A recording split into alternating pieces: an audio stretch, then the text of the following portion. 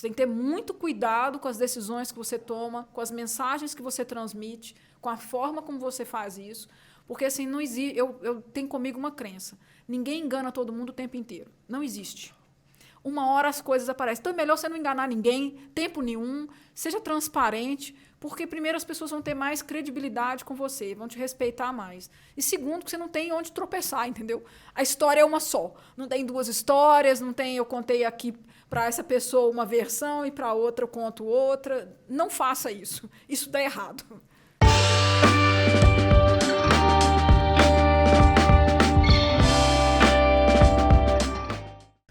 Olá a todos, mais um dia de Pod Sem Censura. E eu tô aqui com uma pessoa que eu me apaixonei pela história dela quando eu conheci, convidei e fiquei lisonjeada que ela veio. Viviane, muito obrigada pela sua presença. A Vivi, ela é CEO do Grupo Falcone e tem uma história de vida que vai contar pra gente que é incrível de verdade. Obrigada. Tati, eu que agradeço, né? Um prazer enorme estar aqui com você e com seu público e quem sabe compartilhando um pouquinho dessa história a gente consiga trazer mais experiências e aprendizados não para as pessoas, mas para mim também, né? Com certeza, Vivi, a vida é um aprendizado. Vivi, eu queria que você contasse um pouco da sua trajetória tão linda. Como você foi parar no grupo? Como é que começou a sua vida? E o que a gente quer mesmo saber, assim, a história da Vivi. Bom, acho que a gente tem que começar, talvez, né, de trás para frente, Tati, porque eu sou engenheira mecânica e sempre acreditei na educação, no estudo, como uma forma de mudar a minha vida, melhorar a minha vida, a vida da minha família. Então, sempre tive essa tônica, trabalhar muito, estudar muito, como uma forma de vencer na vida. E fazendo engenharia mecânica, numa das últimas cadeiras que a gente teve, foi uma cadeira de gestão. Então, na prática, ali, eu tive a oportunidade de conviver com um professor que tinha, assim, um brilho nos olhos. Ele era absolutamente diferenciado. Ele chegava, assim, com uma energia. Isso tem 20 e tantos anos, obviamente. Nossa, Vivi. E, naquela ocasião, ele, além de ser professor part-time, né, eu estudava numa universidade federal, ele era um consultor de empresas. E ele compartilhava um pouco da experiência que naquela época ele estava tendo com as empresas, com os clientes dele, mas ele falava daquilo assim com uma energia, com um entusiasmo contagiante. E a gente naquela época estava estudando com ele o primeiro livro do professor Falcone. Aquilo realmente me brilhou os olhos e mudou a minha trajetória, porque até então, nessa engenharia, minha paixão era usinagem. Então, eu queria muito trabalhar com usinagem. Eu vim de um histórico de fazer um curso técnico em mecânica, uma engenharia mecânica, porque, para mim, usinagem era uma coisa que vinha de família, né? Uma coisa assim que tinha uma história de família que daqui a pouco eu conto para vocês. Mas eu fiquei arrepiada aqui. Me picou ali aquele bichinho da gestão. Eu fiquei arrepiada, eu vou te interromper um pouquinho. Quando você falou que você leu o livro da Falcone e de um livro virar CEO do grupo. Que coisa maravilhosa. Ainda uma mulher que fez engenharia mecânica no meio de tantos homens, porque era uma época que a maioria eram homens, né, Vivi? Como foi ainda isso? Na engenharia, principalmente na mecânica, infelizmente ainda é de maioria masculina, né? Como outras engenharias, como áreas de tecnologia, mesmo áreas de finanças, a gente infelizmente ainda tem um predomínio apenas masculino. Olha, eu acho que foi um período para mim de muito aprendizado, não só ali na escola, no técnico, mas principalmente de como eu conviver num ambiente que me trazia algumas limitações, né? Como é que eu sobrevivia naquele ambiente em que muitas vezes eu era a única mulher da sala, eu convivia com 40 colegas homens, e isso para mim foi um aprendizado, um amadurecimento, eu diria. E que eu acho que eu consegui passar por esse amadurecimento sem grandes dores, sem grandes traumas, pelo contrário, convivendo ali num ambiente, eu acho que de uma maneira que eu sobrevivia bem. Agora, por outro lado, né, assim, como é que eu saio de um livro, de um professor entusiasmado a ir parar, né, como CEO da companhia? Primeiro, assim, me picou ali o bichinho da gestão. Naquele semestre, eu falei, eu não quero mais trabalhar com usinagem, eu quero trabalhar com gestão dentro da engenharia. Primeiro, pensei em trabalhar com gestão de projetos. Aí, quando eu fui fazer meu primeiro programa de trainee, eu quis me direcionar e conseguir para ir para uma área que era de gestão de projetos. E aí, nisso, eu falei, poxa, mas onde que está, né, o conhecimento sobre isso? E aí comecei a estudar um pouquinho sobre o professor Falcone. Falei, é com ele que eu quero trabalhar, é lá que eu quero ir. E aí abriu, então, na época era uma fundação, né, não era ainda uma empresa privada, abriu um programa de trainee, eu me inscrevi, consegui ser admitida e comecei a minha trajetória como trainee. Então, entrei, né, em toda uma carreira analítica, depois uma carreira que começa a caminhar para a liderança de pessoas, depois para uma carreira comercial, estudo dentro da mesma empresa. Ingressei na Partnership, que foi inaugurada em 2014, dentro do primeiro grupo de sócios sêniores da companhia. E desde o final de 2018, eu fiquei à frente da consultoria e desde, na verdade, agora muito recente, acumulando o grupo com a nossa empresa de investimento. Então, acho que é uma trajetória que veio sendo construída assim, com muito propósito por trás de dar o meu melhor, né, isso sempre, e achei um ambiente que aquilo tinha um certo reconhecimento. Então, por um lado, né, com todas as dificuldades, como você mencionou, de conviver com ambientes masculinos, não só na engenharia, mas mesmo na gestão, muitas vezes, por exemplo, quando eu ascendi um pouco mais na carreira, reuniões com clientes, com diretorias de cliente, com conselhos de clientes, naturalmente eu era a única mulher. Mas eu fui achando ali o meu caminho até conseguir, né, alcançar uma posição que me dá muito prazer, eu sou apaixonada pelo que eu faço, mas eu sei que eu tenho muito ainda para aprender. Então, também me brilha os olhos, me dá frio na barriga, porque a gente está sempre num processo de transformação, não só da companhia, mas da gente mesmo, né? De a gente fazer coisas diferentes, a gente amadurecer, ver de um ângulo diferente, né, o ambiente onde a gente está, os desafios, enfim.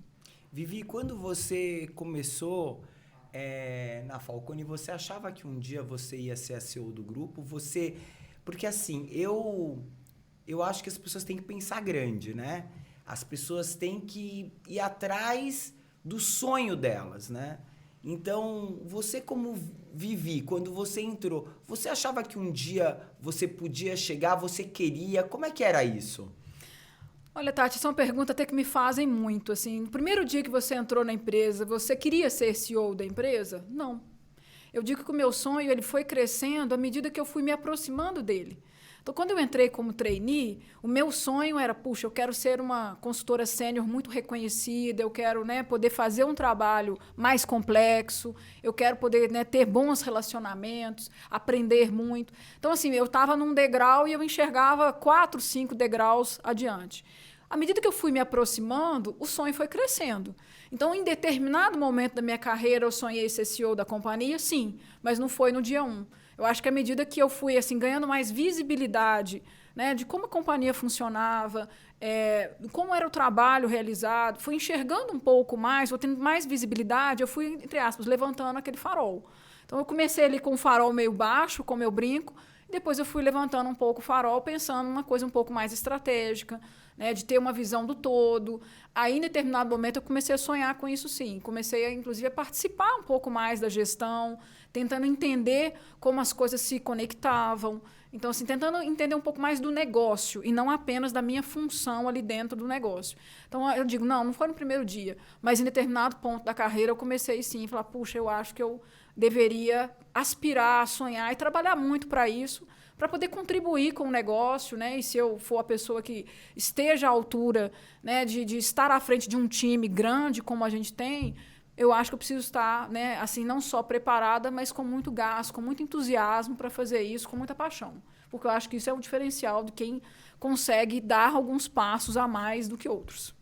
Sim, eu vou te dizer que eu não escolheria uma CEO melhor do que você, porque você é uma pessoa, e a gente vai falar um pouco aqui disso, que não é só uma mulher inteligente que trabalhou muito para chegar lá, que estudou no meio de tantos homens e que eu sei que isso deve ter sido muito difícil, mas você é uma pessoa humana e foi isso que eu vi em você e fiquei apaixonada.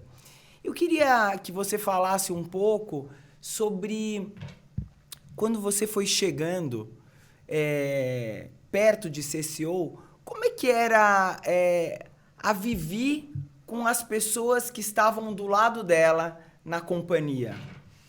Olha, eu sempre tive uma crença e eu fui aprendendo isso à medida que a gente vai evoluindo na carreira, né? Que é, ninguém faz nada sozinho. Isso não é retórica, né? A gente só faz o melhor para todos quando você está com um time junto, quando você ajuda a desenvolver esse time, né? Que você realmente tem troca com esse time. A gente aprende muito com o time e o time com a gente. Agora, por outro lado, a gente também precisa ter uma clareza de papéis e responsabilidades. Porque eu acho que às vezes as pessoas confundem que é você ser humano, você estar ali do lado quando a pessoa precisa de um apoio, de uma orientação, mas, por outro lado, você é o responsável por tomar algumas decisões, inclusive decisões difíceis. E isso é uma coisa que eu sempre trabalhei muito comigo, porque às vezes eu sentia falhas nesse aspecto em alguns momentos da minha carreira, em que ou uma conversa difícil não era feita, ou uma decisão difícil era protelada, e isso é uma coisa que eu tento evitar diariamente, porque as pessoas esperam da gente que, se alguma coisa der errado, você está ali por elas, né? Quando tudo dá certo, elas estão lá por elas. Agora, se alguma coisa falhar, você tem que assumir a responsabilidade, tomar as decisões difíceis. Então, assim, você não pode dividir com o time um papel que realmente lhe cabe. Você tem que fazer tudo junto, valorizar o time, desenvolver o time, mas não se furte de tomar as decisões, porque senão o time pode ficar meio perdido. E assim, as pessoas que estão ali, às vezes, meio sem orientação, é muito ruim. Você tem um clima ruim, as pessoas desengajam, acaba dando efeitos, né, de saúde mental nas pessoas. Então, assim, tem um momento em que você precisa ser o para-choque do time, né? Não blindar, porque blindar eu não gosto dessa palavra, porque eu acho que você acaba privando as pessoas de experiências, mas você precisa, no momento de uma decisão, o para-choque é você. Você delega muito porque tem empresas em que o CEO é protegido, né? Então ele tem pessoas da confiança embaixo que são as pessoas que vão delegando para o grupo, enfim. Existe empresas que o CEO fica muito de perto com todos. Você falando sobre decisões, você é essa CEO que fica de perto ou você é essa CEO que delega para as outras pessoas,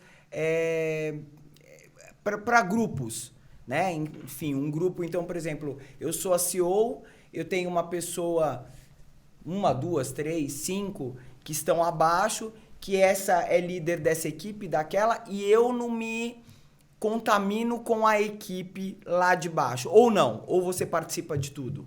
Olha, eu sou meio participativa, viu? Eu acho que eu sou mais participativa do que delego. Embora, principalmente recentemente, eu tinha 16 reportes diretos, o que é muito, né? Não estou recomendando ninguém ter isso, não, tá? Mas claro que eu não conseguia olhar tudo num detalhe, num nível de detalhe, com 16 áreas, com 16 reportes ali comigo. Eu precisava delegar. Então, eu delegava, é um exercício diário para mim, porque eu realmente gosto de entrar. E eu vim dessa história, né, da empresa, então eu conheço algumas coisas nos bastidores, e é uma tentação. Então, a gente tem que se controlar realmente, assim, para você não fazer pelas pessoas, para você realmente ter um nível de delegação que dê a eles um nível de autonomia, que eles possam realmente desenvolver um trabalho, né? Desenvolver, inclusive, competências, desenvolver profissionalmente, ascender na carreira. E, por outro lado, você tem que manter uma visão do todo. Porque uma das coisas que eu acho que são um dos riscos grandes quando você delega muito é você perder a integração entre as áreas. Porque sai cada um, no melhor das intenções, fazendo a sua fatia do bolo. Mas, no fundo, qual é o formato do bolo como um todo, né? Esse é um papel que cabe ao CEO, você amarrar essas interfaces, né? Você fazer com que essas partes se conectem muito bem. Esse eu acho que é um dos grandes desafios entre você ter esse equilíbrio, delegação e você dar realmente um nível de acompanhamento para que essas partes não se desconectem. Na verdade, eu sempre falo, você é o piloto do avião, né?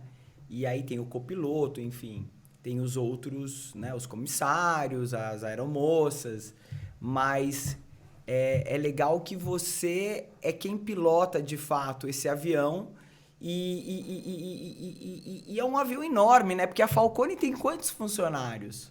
Hoje nós somos um pouco mais de 1.200. 1.200 funcionários. Isso. É muito. E a Falcone, para as pessoas que não conhecem... Quando eu entrei, tínhamos 200 e poucos. Nossa, 200 e pouco para 1.200. É muito funcionário, né? E depois de passarmos, inclusive, por uma cisão, hoje somos 1.200. Há mais de uma década e meia atrás. A Falcone é a maior consultoria brasileira que existe. Mas tem pessoas que não sabem o que é consultoria. Eu queria que você explicasse para elas, de uma forma que eles entendessem, para saber o quão grande é essa instituição. Aliás, explicar o que a gente faz não é uma tarefa fácil, viu, Tati? Porque começa que você pergunta para qualquer consultor assim: você consegue explicar para sua mãe o que você faz? A maioria fala que não. Porque confunde com auditoria, confunde com outros tipos de trabalho, mas eu acho que eu vou conseguir dar uma definição. A gente, na verdade, a gente apoia as empresas na solução de problemas e geração de valor. Então, nós estamos falando principalmente voltado para organizações, né? A maioria delas empresas, mas também no âmbito público, terceiro setor, a gente atende um pouco também.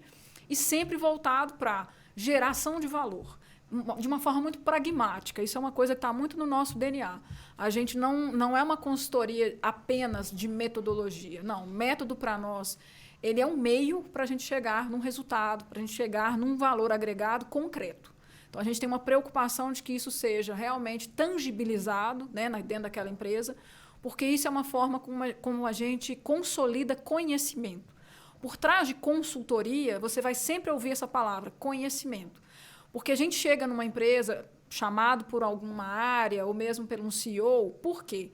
Porque eles têm uma necessidade ou uma expectativa de um determinado valor, de um determinado resultado, e não conseguiram atingir sozinhos. É simples assim.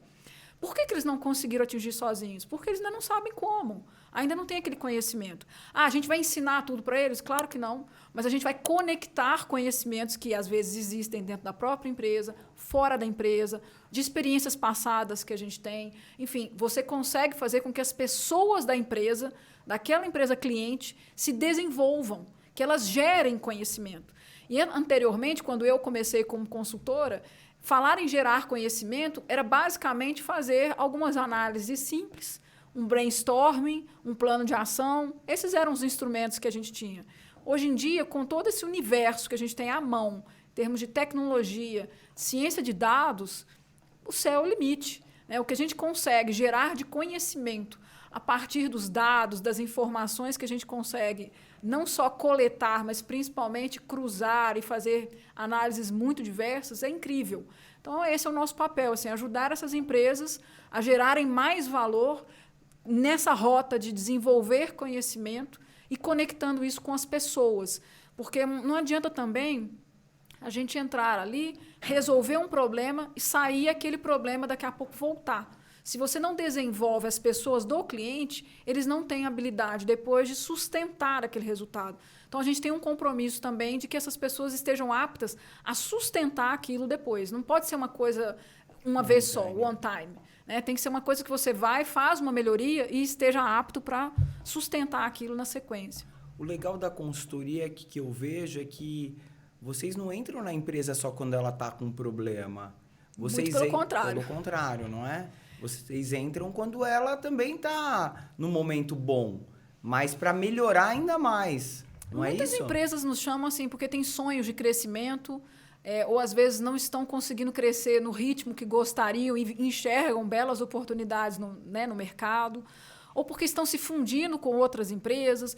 Enfim, existem situações muito variadas e até muito positivas de que as empresas estão se desafiando a ganhar mais produtividade, a inovarem. Agora é uma coisa que a gente tem feito muito, ajudar as empresas a inovar de uma maneira pragmática, ou seja, que mude a empresa de patamar. Então, ou seja, tem muito o que a gente chama de problema bom. Né? A gente é chamado, às vezes, em menor dos casos, como problemas ruins, ou seja, alguma coisa que deu errado, mas eu acho que, na grande maioria, são odores do crescimento, como a gente fala, são o que a gente chama de problemas bons. Né? Empresas que estão ali querendo crescer mais, gerar mais valor, enfim. Estão ali buscando oportunidades. O grande problema hoje, Vivi, é o crescimento, né? Eu vejo muitas empresas que, às vezes, são de sucesso, mas que elas ficam estagnadas ali por medo de crescimento. Não só medo, Tati, mas às vezes também não acham o como. Às vezes até querem, né, sabem para que direção querem ir, mas têm dificuldade sobre o como ir. Porque o como é onde as coisas travam. Se você falar para qualquer CEO ou grande líder, ele vai falar, poxa, eu razoavelmente sei o que eu tenho que fazer. Agora, o como já é um pouco mais difícil. Então, a gente vê temáticas, por exemplo, como a gente está chamando agora de eficiência digital. Né? A grande maioria das empresas aqui no Brasil, a gente passou por uma onda de transformação digital que vinha se arrastando por alguns anos. Veio a pandemia, deu uma acelerada nisso, claro, né? Empurrou as empresas nessa direção. Mas agora elas estão voltando e falando assim, puxa, mas eu investi tanto recursos financeiros quanto humanos, e eu não estou vendo assim que eu mudei de patamar. E aí, como é que eu faço a segunda onda dessa transformação digital? Aí nós temos que buscar um pouco dessa eficiência, ou seja, saber selecionar corretamente os seus focos de inovação, o como fazer essa inovação de um jeito bem focado, enxuto, né? Usando o melhor das tecnologias e não apenas porque sai comprando às vezes, alguns softwares, algumas tecnologias, e não necessariamente elas estão integradas, elas estão influenciando a tomada de decisão, ou seja, elas não estão, o que a gente chama assim, baseadas na gestão. Elas não estão ali realmente fazendo a gestão acontecer, a serviço da gestão. Elas, às vezes, estão sendo vistas como um fim em si. E a gente sempre olha que o fim é a geração de valor, o resto é meio. Tecnologia, para nós, é meio, né? O método, para nós, é o meio para chegar lá. E a gente tem visto muito dessa discussão atual, ou seja, como é que eu faço para que todo esse esforço que eu tive me ajude a sair do patamar, que eu realmente dê um salto em termos dessa geração de valor. Outra coisa que hoje em dia também não dá para ser ignorado é a temática ESG. Né? Como é que isso permeia a tomada de decisão das empresas, desde a estratégia até a operação. Né? Não adianta falar assim, montei uma área de ESG. Se essa área estiver ali isolada, segregada, não vai mover o ponteiro. Vai ter ali suas iniciativas, às vezes alguns projetos interessantes, mas não vai trazer para a empresa aquilo como parte dos seus valores, parte da sua cultura, que influencia desde a escolha da sua estratégia até as ações, os projetos, a tecnologia que ela utiliza, ou seja, todas as tomadas de decisão passando por isso. E, por fim, que também não dá para ignorar que hoje em dia a gente está falando de riscos cibernéticos, né? Segurança da informação para muitos setores é um risco e, por isso, precisa ser gerenciado. Então, também são, hoje em dia, temáticas que a gente tem trabalhado e ajudado as empresas a trazerem, né, um foco do como para realmente conseguirem mover o ponteiro. Tirar as coisas do papel talvez fosse o que nos caracteriza como companhia. Você sabe que você bateu num ponto, tecnologia, né? Eu tenho lido muito, Vivi, muitas pessoas muito preocupadas com a tecnologia, porque ela está se avançando e as pessoas estão achando que elas estão perdendo o cargo delas para a tecnologia. Você acha que isso é um problema? Eu acho que pode ser um problema, Tati, a depender de como a gente lide com isso, né? Porque, na prática, se você voltar décadas e décadas atrás, se a gente ignorasse que o computador surgiu e substituiu a máquina de escrever, nós estaríamos parados no tempo. Então, ou seja, eu tenho que saber fazer o melhor uso dessa tecnologia e não simplesmente negar que ela existe, porque ela já existe, ela já está aí e ela pode ser muito benéfica. Eu acredito, sim, que ela pode substituir alguns postos ou tipos de postos de trabalho. Nós vamos ter que passar por um processo de requalificação. Aí eu acho que tem um foco importante de política pública, né? Tem uma pitada ali de política pública para nos ajudar nesse contexto. Mas se você encarar isso como algo que é transformacional, porque eu acho que isso é transformacional, como o smartphone foi há algumas décadas atrás, ao invés de eu ficar brigando com a tecnologia, é o contrário, eu tenho que usá-la a meu favor. Né? E se ela hoje está me tirando trabalhos operacionais, que bom que eu posso trazer trabalhos que têm, né, uma contribuição intelectual maior, que se diferencia pela criatividade, porque a máquina per si, né, criatividade não é o forte dela, mas ela consegue lidar com um volume de informações que o cérebro humano não consegue. Por outro lado, atrás da máquina tem sempre algum humano ajudando a avançar essa tecnologia. Então, eu sou mais assim, entusiasta, eu acho que eu olho o lado cheio do copo, que é, não vamos lutar contra isso, porque não adianta muito. Pelo contrário, vamos extrair o melhor disso, né, e saber fazer a integração disso, como eu falei, com a nossa sociedade. Não dá para ignorar que o Brasil tem desigualdades sociais gravíssimas, né? Não dá para a gente ignorar que simplesmente vai chegar e tudo vai se ajustar sozinho. Não vai. Eu acho que realmente a gente vai ter que passar por um processo de requalificação de mão de obra. E eu, às vezes, vejo assim, que, por algum tempo aqui no Brasil, em determinadas categorias, que nem foram tantas tecnologias assim disruptivas, a gente optou por meio que proteger uma categoria ou outra, e eu não sei se isso é a melhor decisão em longo prazo. Eu acho que, em longo prazo, como sociedade, se a gente consegue mover esses empregos, né, para algo que realmente agregue mais valor, que tenha contribuição intelectual maior, como país a gente cresce. E isso é um processo educacional, né? Não deixa de ser. A gente conversou bastante sobre educação, né? E a educação no Brasil, infelizmente, é uma educação muito... como é que eu vou te dizer? A gente tem uma educação ruim, vamos dizer no português claro. A pessoa que ela depende da escola pública, tem alguns lugares do Brasil que eu vi escolas muito boas. Uhum. Porém, a maioria ainda são escolas que as pessoas mal leem e escrevem. Então, chega a ser triste. Você vai em qualquer lugar do mundo, o inglês, as pessoas falam a língua e o inglês. E o Brasil não, né?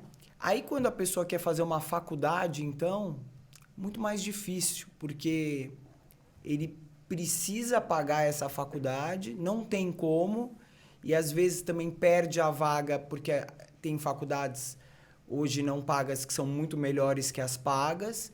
Então, o sonho, às vezes, de uma pessoa que pode pagar de ir para essa faculdade para ter um diploma melhor, ele acaba concorrendo com quem não tem esse dinheiro, e a pessoa passa a não ter essa oportunidade de ser alguém na vida, né? Muito difícil. Eu não fiz faculdade, eu também não me considero uma pessoa inteligentésima, porque eu tenho muita dificuldade de aprendizado, eu tenho TDAH de alto nível, né? Até sempre falei que eu estudei em escola especial, mas eu tenho uma facilidade de me relacionar e uma sorte de ter nascido numa família em que foi privilegiada de conhecer muita gente. Mas a pessoa que não tem esse privilégio de poder se relacionar, ela também não pode ter um diploma. E aí ela já não pode ter um diploma, e aí a tecnologia avançadíssima, engolindo. Você acha que nesse termo... Qual que é o futuro do Brasil? O que você acredita? Porque é preocupante. Muito. Como eu falo assim, de educação, acho que para nós é um propósito, não só meu, mas da própria Falcone também. Quando você disse assim que a gente tem escolas públicas, né, de destaque, grande destaque no Brasil, em especial, nós vamos falar de Sobral, né, no Ceará, algumas escolas também em Pernambuco. A gente tem muito orgulho de dizer que a Falcone esteve lá no comecinho da década de 2000, iniciando trabalhos em ambos os estados. Só que eles tiveram um grande mérito, que foi manter e, pelo contrário, continuar melhorando aquele trabalho. Então, assim, dá para ter escola pública de boa qualidade? Claro que dá. E recente, assim, deve ter 2 anos exatamente, ou 3 talvez, eu acho que o INSPER fez uma pesquisa que me impressionou muito, porque eles estudaram mais de 20 anos dos investimentos públicos em educação no Brasil. E chegamos à conclusão que nós não investimos pouco, muito pelo contrário, né, percentualmente do PIB, mas nós não investimos necessariamente bem. Ou seja, como você disse, a qualidade da educação, ela hoje ela não traduz numa melhoria da nossa desigualdade social. Ela não permite que as pessoas avancem para melhores carreiras, né, para os seus sonhos. A verdade é essa, é uma limitação. E aí a gente vê, por exemplo, que apesar da gente ter conseguido crescer o número médio de anos que as pessoas estudam no Brasil ao longo das décadas, isso não se traduziu, por exemplo, em produtividade da nossa força de trabalho, quando comparada com outros países. Ou seja, tem realmente alguma coisa errada nessa equação. E eu vou voltar aí um pouco para uma história pessoal. Assim, eu, na minha trajetória de estudo, minha mãe foi professora primária, professora de escolas públicas durante 45 anos. E ela falava para mim sempre, assim, estudar é o único caminho que você tem, né? Eu vim de uma família muito simples, classe, né, ali bastante simples mesmo. Meu pai, por muitos períodos ali com uma certa dificuldade, nunca nos faltou o essencial. Mas também eu fui de uma trajetória de escola pública. Eu estudei em escola privada durante 2 anos da minha história inteira, né? Desde o pré-primário até A faculdade eu estudei 2 anos, porque primeiro eu fazia 7 anos, depois que as escolas públicas permitiam que os alunos ingressassem na primeira série. Aí a minha mãe falou, poxa, mas eu não quero que ela perca o ano, porque eu sabia ler e escrever, apesar de eu não ter passado por um processo de aprendizagem, de alfabetização. Não me pergunte como eu aprendi a ler e escrever, não sei explicar. E depois, um outro ano, que eu tive a oportunidade também de fazer um ano numa escola privada. O restante todo foi escola pública. Escolas municipais. Eram as melhores escolas do Brasil? Não. Só que eu realmente tinha comigo assim, que eu tinha que ser a melhor naquilo que eu estava fazendo. Se eu estava estudando, eu tinha que ser a melhor naquilo e eu me esforçava muito. Não sei se eu sou muito inteligente, mas esforçada eu sempre fui. Assim, o esforço eu preciso ser realmente assim, destaque aqui. Se eu quero entrar numa faculdade, que sempre foi o meu sonho, eu queria entrar numa boa universidade. Eu tinha esse sonho de fazer engenharia desde cedo. Então, assim, ali ainda no ensino fundamental, eu tinha esse sonho de fazer engenharia, sabia que a minha família não teria condições de pagar um curso privado de engenharia, que é caro no Brasil. Então, eu sabia, poxa, se eu quero entrar numa engenharia, eu preciso realmente entrar numa engenharia pública. Então, assim, era uma trajetória que era de esforço, de muito esforço. Mas isso não é o normal das pessoas, porque a maioria das pessoas, inclusive, se enxerga, às vezes, eu falo assim, brincando, como um teto de vidro. Eu estou numa escola pública, então eu não vou conseguir. Eu não enxergava essas barreiras. Eu falo isso com certo distanciamento hoje. E naquela ocasião, quando eu era jovem, até adolescente, eu não tinha essa leitura claramente. Mas hoje eu vejo que eu não enxergava essa barreira. Eu falava assim, eu estou estudando na escola municipal, tá bom, eu vou ser a melhor aluna do colégio, eu preciso ser a melhor aluna do colégio, eu preciso ser a melhor aluna da sala. Mas não era por competição, era porque eu queria chegar numa universidade pública. Para mim, essa era a rota, era a única rota possível. Então, assim, eu sempre olho isso, as pessoas ficam assim, eu estou aqui limitado. Eu não enxergava essa limitação. É lógico que o colégio que eu estudava, que era um colégio de bairro municipal, não estava na altura ou à altura de um colégio privado de primeira linha. Nunca esteve. Só que na minha cabeça aquilo não era uma limitação. Então, assim, eu queria muito, eu tinha sonhos, então eu falo isso para todas as pessoas que me perguntam assim, como é que você chega, por exemplo, numa carreira, seja CEO ou qualquer outra função que a pessoa se destaque. Gente, a primeira coisa, você tem que ter sonhos, Para onde você quer ir? Porque quem não tem sonhos não tem direção. E da direção você tem que traduzir isso em ritmo. Então, por exemplo, eu acho que na minha vida inteira, a gente fala assim, as médias que você tira ali na escola. Eu nunca perdi uma média. Mas por quê? Porque para mim aquela era a rota de como eu vou chegar no meu sonho. Então, assim, eu acho que essas orientações familiares são muito importantes, porque a minha mãe falava, olha, educação é o único caminho que você tem para você ascender na vida, enfim. Eu entendi isso muito cedo. E essa educação eu não enxergava a limitação de eu estar dentro de uma escola pública. Para mim, aquilo ali eu tinha que estudar muito, eu tinha que me empenhar muito. E se eu fizesse a minha parte, entre aspas, eu ia conseguir avançar. E isso deu certo. Então, assim, tem uma combinação que eu acho que claro que a educação pública precisa melhorar muito. E com método e gestão, a gente sabe que isso é possível. E aí eu menciono assim, alguns resultados que a gente atuou com estados, com municípios, são inacreditáveis. Então, assim, dá até certa, aperto no coração de saber o que é possível você fazer com gestão, com o mesmo recurso que você tem financeiro, mas você gera uma melhoria de aprendizado absurda. Mas, por outro lado, existe o indivíduo. E ninguém substitui realmente a garra que o indivíduo precisa ter. Eu acho que é a combinação do coletivo com o individual. E o meu individual, ele era assim, centrado naquilo ali, eu quero ir para lá. Mas, Vivi, você teve uma base familiar muito boa. Tive. E eu... Muito sólida. Muito sólida. E eu acredito que os maiores problemas, não interessa a classe social, vêm da infância. Eu daquela não tenho dúvida. Base familiar.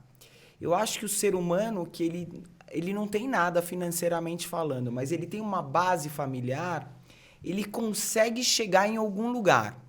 E o ser humano que não tem essa base familiar, ele pode ser a pessoa que mais tem oportunidade no mundo, mas ele não consegue. Às vezes, por sofrimento também, ele chega em algum lugar. Porque eu acredito que as pessoas que sofrem muito na vida, elas tomam tanta porrada, no português claro. Resiliência, né, Tati? Que elas acabam... Mas existe a história de ser feliz. o que é a felicidade. Eu falo sempre que assim, eu acordo de manhã e falo, hoje eu vou ser feliz. São todos os dias da minha vida eu decido ser feliz, nada me abate. Então, eu acho que tudo isso está relacionado. Eu acredito que você veio de uma base familiar sólida, em que você teve muito apoio, você já era uma pessoa com chip a mais, são poucas pessoas que são assim, eu te considero. E aí você vem num estudo e fala, eu vou vencer na vida. E você... Só que ali tem a historinha do ser feliz, porque tem muita gente que nesse meio do caminho, quando ela não consegue qualquer coisa, ela cai, ela entra na depressão, ela desiste do foco dela, é muito difícil. O que você, contando a sua história incrível, você fala para as pessoas, essas pessoas que são todos os tipos de gente, com base familiar, assim, o que você acha, acredita que hoje elas devem fazer para tentar chegar em algum lugar e, vamos dizer, vencer? Eu não digo ser CEO de um grupo, mas ser feliz, vencer, falar, eu sou realizada. O que você acha que essa pessoa hoje, como ser humano, deve fazer para se realizar? Ô, Tati, eu vou voltar num conceito que eu gosto muito e é muito antigo, que é Maslow. Porque você falou uma coisa que é super importante. Autorrealização não tem nada a ver com cargo, carreira e salário.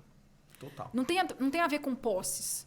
Né? Então, por exemplo, quando eu vejo que eu celebrava pequenas vitórias, elas não tinham muito a ver com cargo, elas tinham a ver de eu saber que eu estava dando o meu melhor.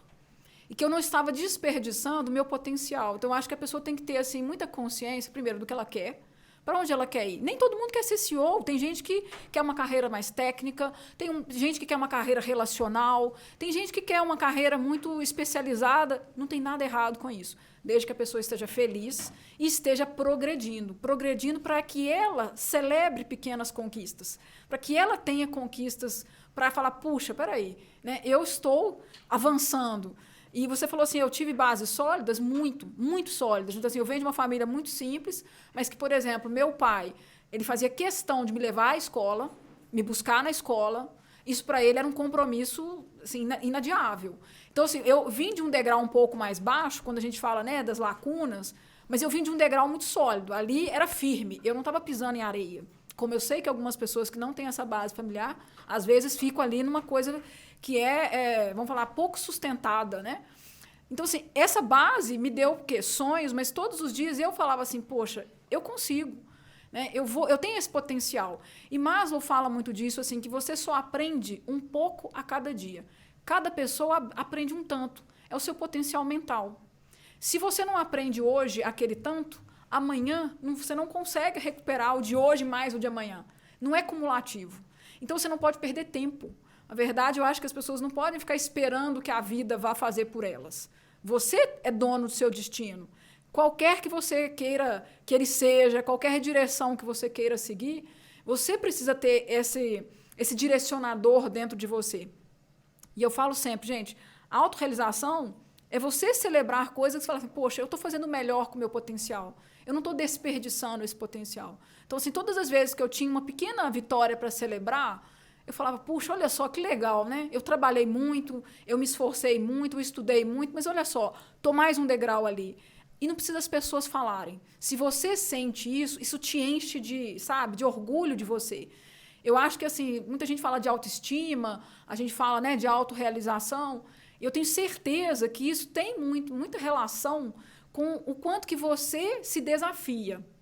Então, se você ficar também no seu cantinho quente, né, no conforto ali do que você já sabe fazer, que você fez a vida inteira, e não quer aprender coisas novas, se você fica resistente, dificilmente você vai ter grandes conquistas para celebrar. Não importa que o grande é comparativo para você, não é para os outros, é para você internamente. Então, se você tem todo dia, né, digamos, um friozinho na barriga para vencer, significa que você está se desafiando, ou seja, você está usando o seu potencial. E quando dá errado, o que você fazia? Olha, comigo eu tenho uma coisa. No meu dicionário, o verbo desistir, ele não existe. Eu tenho muita dificuldade de desistir. Eu sou quase teimosa, eu diria. Tanto que quando eu fui fazer meu doutorado, e eu fiz doutorado e mestrado sem parar de trabalhar, o que eu não recomendo para ninguém, não me entendam mal. Mas eu lembro que, assim, houve um período muito difícil em que eu e meu orientador, a gente divergia sobre os caminhos que a gente queria seguir. Eu estava construindo um modelo matemático e ele falava para mim, não, o modelo tem que ser de 2 níveis, e eu falava, tem que ser de 3, e ele falava, de 3 não existe. A gente ficou naquele impasse durante 6 meses, até que ele um dia me convidou para desistir. Aí eu virei para ele e falei assim, poxa, eu tinha pegado um avião aqui em São Paulo, ido para Belo Horizonte para fazer uma reunião com ele, e ele faz o convite para eu desistir. Em 2 minutos eu falei para ele assim, olha, este verbo eu não conjugo. Vamos aqui tentar resolver o nosso problema, vamos ver como é que a gente vai sair desse impasse, porque desistir é muito frustrante. É você ter, assim, pegado a sua felicidade, a sua autorrealização e posto de lado. Você pode tentar e dar errado, tudo certo, mas você foi lá, se esforçou, você deu o seu 110%. Mas você desistir significa que você nunca vai saber se você era capaz ou não. Então, eu sempre gostei de testar a minha capacidade. Eu dou conta ou não dou conta? E medo é uma coisa que também eu não tenho muito, não. Porque a gente também, se a gente for muito medroso, a gente não arrisca, a gente não tenta nada novo, você fica ali meio paralisado. Medo que paralisa não é bom. Medo que te traz um pouco mais de responsabilidade, ou seja, numa dose menor, aí é legal, porque você também não pode fazer loucuras, né? Quem não tem medo nenhum é louco. Mas aquele medo responsável, mas que te empurra ali para frente, eu acho que uma dose é boa. Agora, desistir, não. E quando dá errado, assim, chora no seu travesseiro 2 minutos, né? Levanta e vai lá trabalhar e fazer melhor, fazer de novo e buscar outra oportunidade. Eu passei por uma situação assim, ali no finalzinho da universidade, eu queria muito fazer um intercâmbio fora. Lógico que, né, não tinha condição de fazer um intercâmbio pago.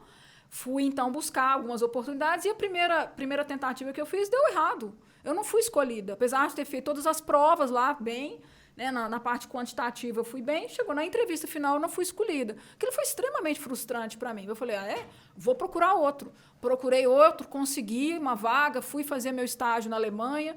Então, assim, não dá para você paralisar. Entendeu? Você tem que falar onde que você quer chegar. Abate a gente quando dá errado? Claro. Não tem esse que não fica chateado, que não...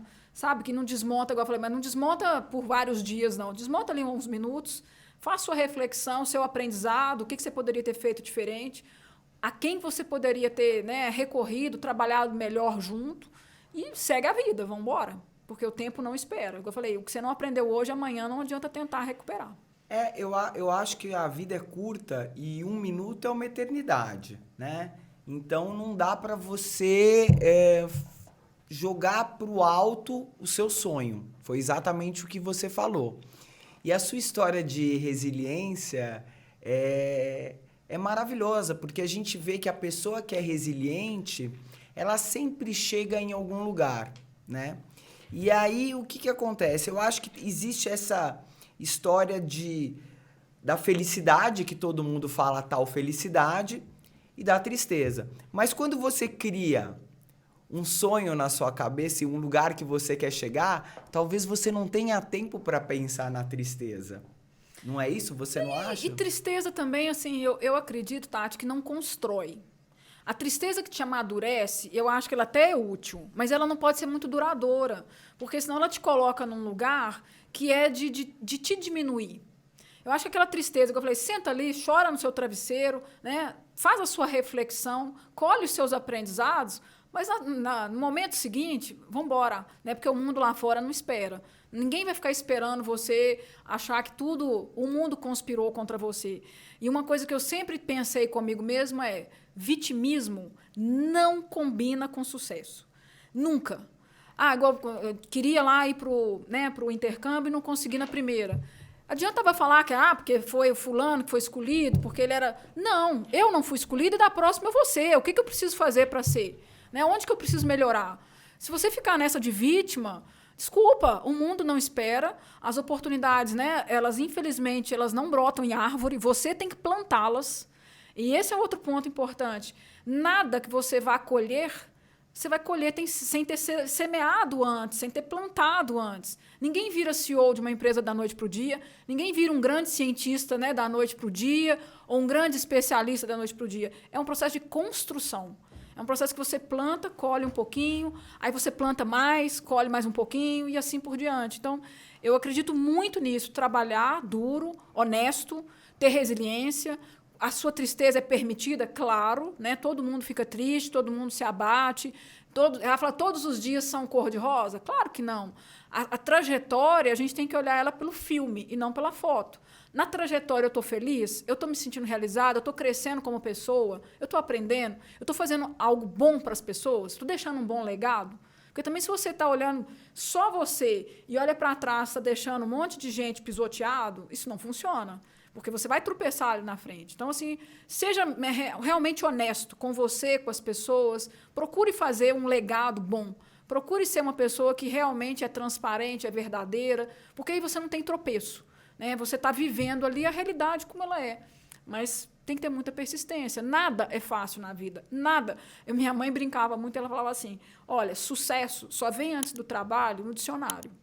Fora isso, você tem que trabalhar muito para, então, ter sucesso. Uma coisa vem depois da outra. Não que uma coisa seja o seu único objetivo de vida, porque, claro, as pessoas têm sonhos pessoais, familiares. O trabalho é parte disso, é parte integrante disso.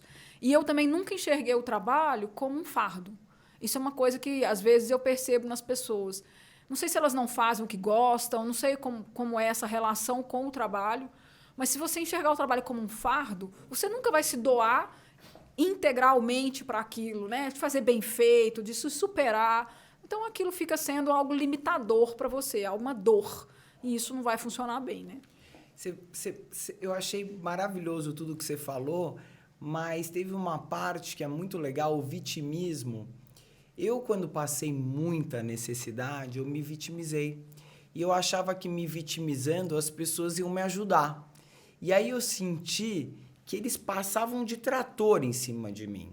E aí eu aprendi nessa época que quando você tá com uma dor, alguma coisa muito ruim, você não pode falar para qualquer pessoa, né? Você não pode passar isso para as pessoas, porque quanto mais você passa, talvez você fique pior, porque as pessoas, de fato, não estão muito aí. E outra coisa, quando você se vitimiza, você se torna chato. Você já viu aquelas pessoas que ligam para você 30 vezes? Ah, tô com isso. Ah, tô com... A gente não aguenta atender essa pessoa. Eu já passei por isso, eu já fui essa pessoa. Mas o dia que eu tomei muita porrada e aprendi, de fato, que isso não pode existir, eu aprendi a viver, vamos dizer assim, né? Então, hoje, qualquer dor que eu tenho, eu vejo bem com quem eu vou dividir, apesar que eu sou muito transparente, mas da forma que eu vou dividir. E você tocou nesse assunto do vitimismo. Eu acho que as pessoas que elas se vitimizam, elas não conseguem chegar em lugar nenhum. E eu queria saber de você se você já passou por isso na sua vida. Alguma vez uma mulher forte do jeito que você é, porque eu sou forte, mas eu já me vitimizei. Você já se vitimizou? Tati, eu acho que não. Eu posso ter até me vitimizado e, assim, acho que foi algo tão, talvez, pontual, momentâneo, porque isso não é uma coisa que eu acredito. E me incomoda muito nas pessoas que se vitimizam. Porque assim, eu acho que quando dá errado, igual eu falei, você é o para-choque, você está tomando as suas decisões, não só na sua profissão, não só no seu cargo, mas na sua vida. Você está tomando suas decisões, você escolhe com quem você quer se relacionar, onde você quer trabalhar, com o que você quer trabalhar, você escolhe a sua, né, que família você quer formar. Nos é dado esse direito de escolha. Então, eu acredito muito nisso. Então, assim, vitimizar, para mim, é uma coisa que me incomoda muito. Então, eu posso ter feito isso em algum momento na vida? Talvez, provavelmente, devo ter feito isso. Mas eu sempre me cobrei muito. Então, a minha barra interna, ela sempre foi muito alta. Então, assim, é mais uma autocobrança do que uma vitimização. Igual eu falei, poxa, não consegui ir lá, eu queria fazer o intercâmbio. Eu fiquei pensando assim, onde que eu falhei e como que eu vou conseguir superar essa falha numa próxima tentativa. Então, eu acho que eu sempre tive essa dinâmica de lutar muito. E quando eu estou perto de pessoas que se vitimizam, eu falo, isso me incomoda profundamente. Porque é como se o universo conspirasse contra aquela pessoa. Desculpa, o universo está muito ocupado com outras coisas. Para ficar preocupado com, sabe, em te focar para te prejudicar. Não. olhe para você mesmo, certamente tem coisas que você pode aprender, que você pode melhorar, que você pode evoluir, e que vitimizar não ajuda isso em nada. Pelo contrário, você talvez vai gastar uma energia, né, se justificando, enquanto você deveria estar gastando essa energia focando em ir para frente, em evoluir, se desafiar. Então, assim, vitimizar é uma coisa que me incomoda muito, muito mesmo. E, assim, me dá certa impaciência, eu te confesso, com pessoas que ficam ali, entre aspas, olhando o próprio umbigo e reclamando. Eu falo, gente, mas isso não vai resolver o problema. Acho que, né, não sei se por ter uma cabeça um pouco mais, assim, pragmática, eu penso sempre assim, como resolver o problema. Não adianta ficar chorando e reclamando. Isso não vai resolver o problema. Isso não vai melhorar a situação. E às vezes a pessoa fica ali meio paralisado, né? Se isso é rápido, momentâneo, ok, né? A pessoa absorve aquilo, aprende, vive o seu luto e vamos embora. Mas quando ela fica meio que curtindo aquilo, opa, aquilo já me dá uma gastura. Mas essas pessoas, eu acho que, infelizmente, elas não conseguem chegar em lugar nenhum. Porque elas... Eu vejo... Outro dia eu tive o exemplo de uma pessoa que ela me ligava, tô com dor. Esse trabalho não deu certo. Aquela entrevista não deu certo. Eu não consigo ir lá com você porque eu não consigo ficar de pé. Tudo era um problema. E ela nunca consegue chegar em lugar nenhum. É difícil para ela mesmo, não só para as pessoas que estão em volta, porque, como eu te falei, não conseguem mais atendê-la no telefone, mas para ela mesma. Mas eu acho que o vitimismo ele vem das pessoas que elas começam da carência. Talvez até a baixa autoestima, né?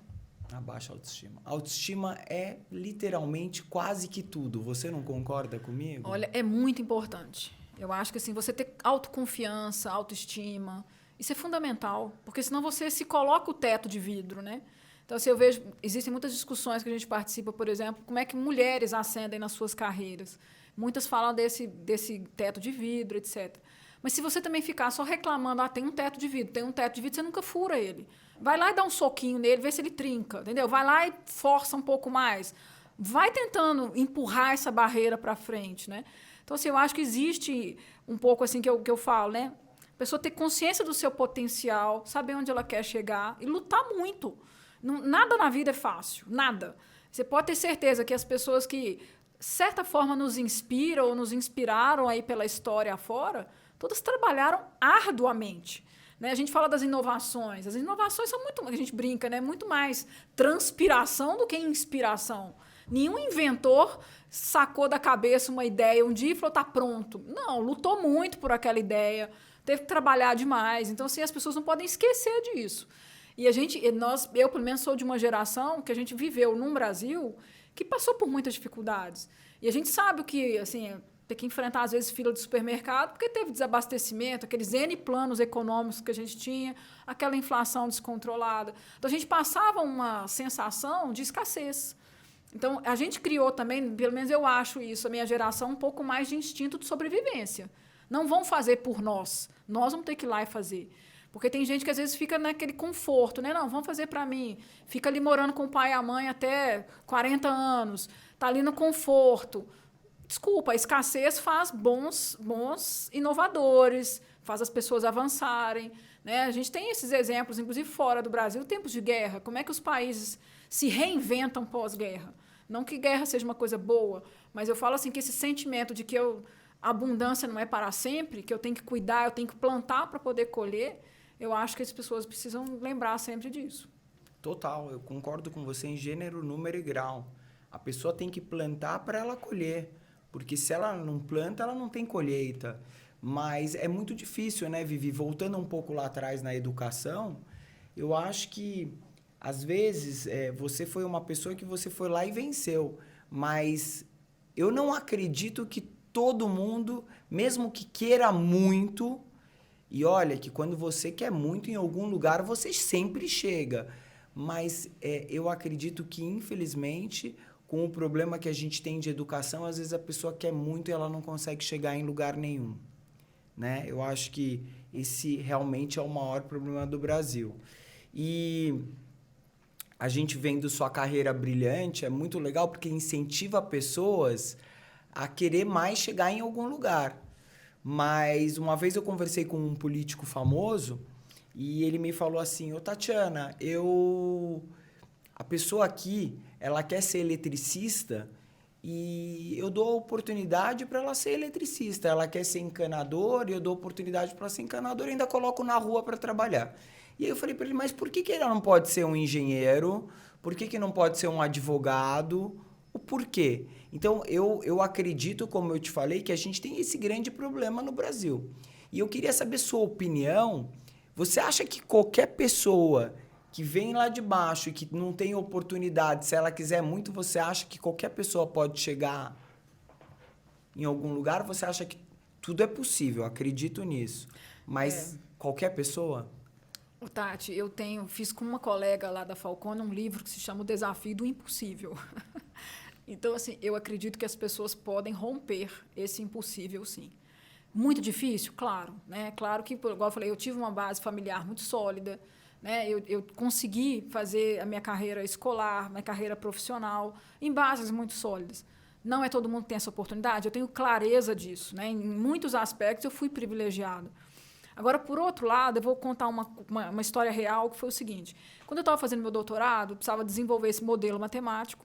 Quando finalmente eu consegui, né, chegar num consenso com o meu orientador, a gente precisava desenvolver aquilo numa linguagem de programação que eu não conhecia e que era pouco conhecida no Brasil naquela ocasião. Isso tem muitos anos. Então, eu perguntei, né, para vários colegas se conheciam aquela linguagem, se poderiam me ajudar. Ninguém conhecia. Aí um dia eu perguntei então TI, né? Então no setor lá de TI da Falcone, se alguém conhecia aquela linguagem. E se manifestou um rapaz, que era nosso colaborador lá. Ele falou assim, eu não conheço isso aí não, mas eu posso estudar. Eu posso te ajudar. Ótimo, vamos tentar, né? Olha, esse rapaz estudou essa programação usando cursos gratuitos da internet, tá? Todos eles. Esse rapaz hoje está trabalhando na Europa, dentro de uma empresa de e-commerce, com aquilo que ele aprendeu e assim, cresceu muito na carreira. Eu fico assim, felicíssima de falar isso, porque assim, ele veio me dar uma ajuda num momento assim, dramático que eu estava passando ali, tentando achar uma solução na minha tese. Ele se voluntariou, eu não conheço, mas eu posso estudar. Aquilo mudou a vida dele, mudou a minha também, porque eu consegui achar uma solução para o meu problema. Ele foi fundamental naquilo, mas mudou a vida dele. Estudando, que hoje em dia existe muito conhecimento, né, que não tem custo alto, ou até mesmo gratuito, como foi o caso dele, mas depende muito da pessoa também. Igual ele se empenhou, ele, né, se debruçou naquilo, foi aprender literalmente sozinho.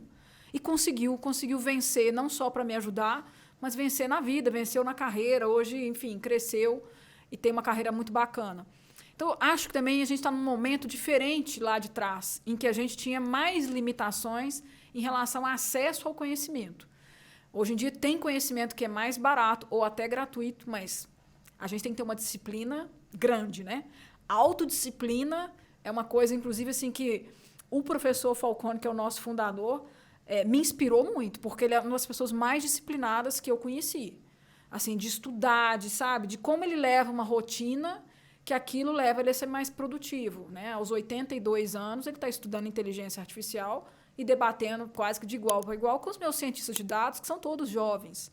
Quer dizer, olha que cabeça, mas tudo parte do quê? Disciplina, curiosidade, né? Porque assim, se você quer aprender, existem fontes, sabe? Existem fontes acessíveis. É fácil vencer? Não é. Mas impossível também não é. Então, assim, eu questiono muito essa coisa do impossível. É impossível até que alguém vá lá e consiga. Até que alguém vá lá e quebre aquela barreira.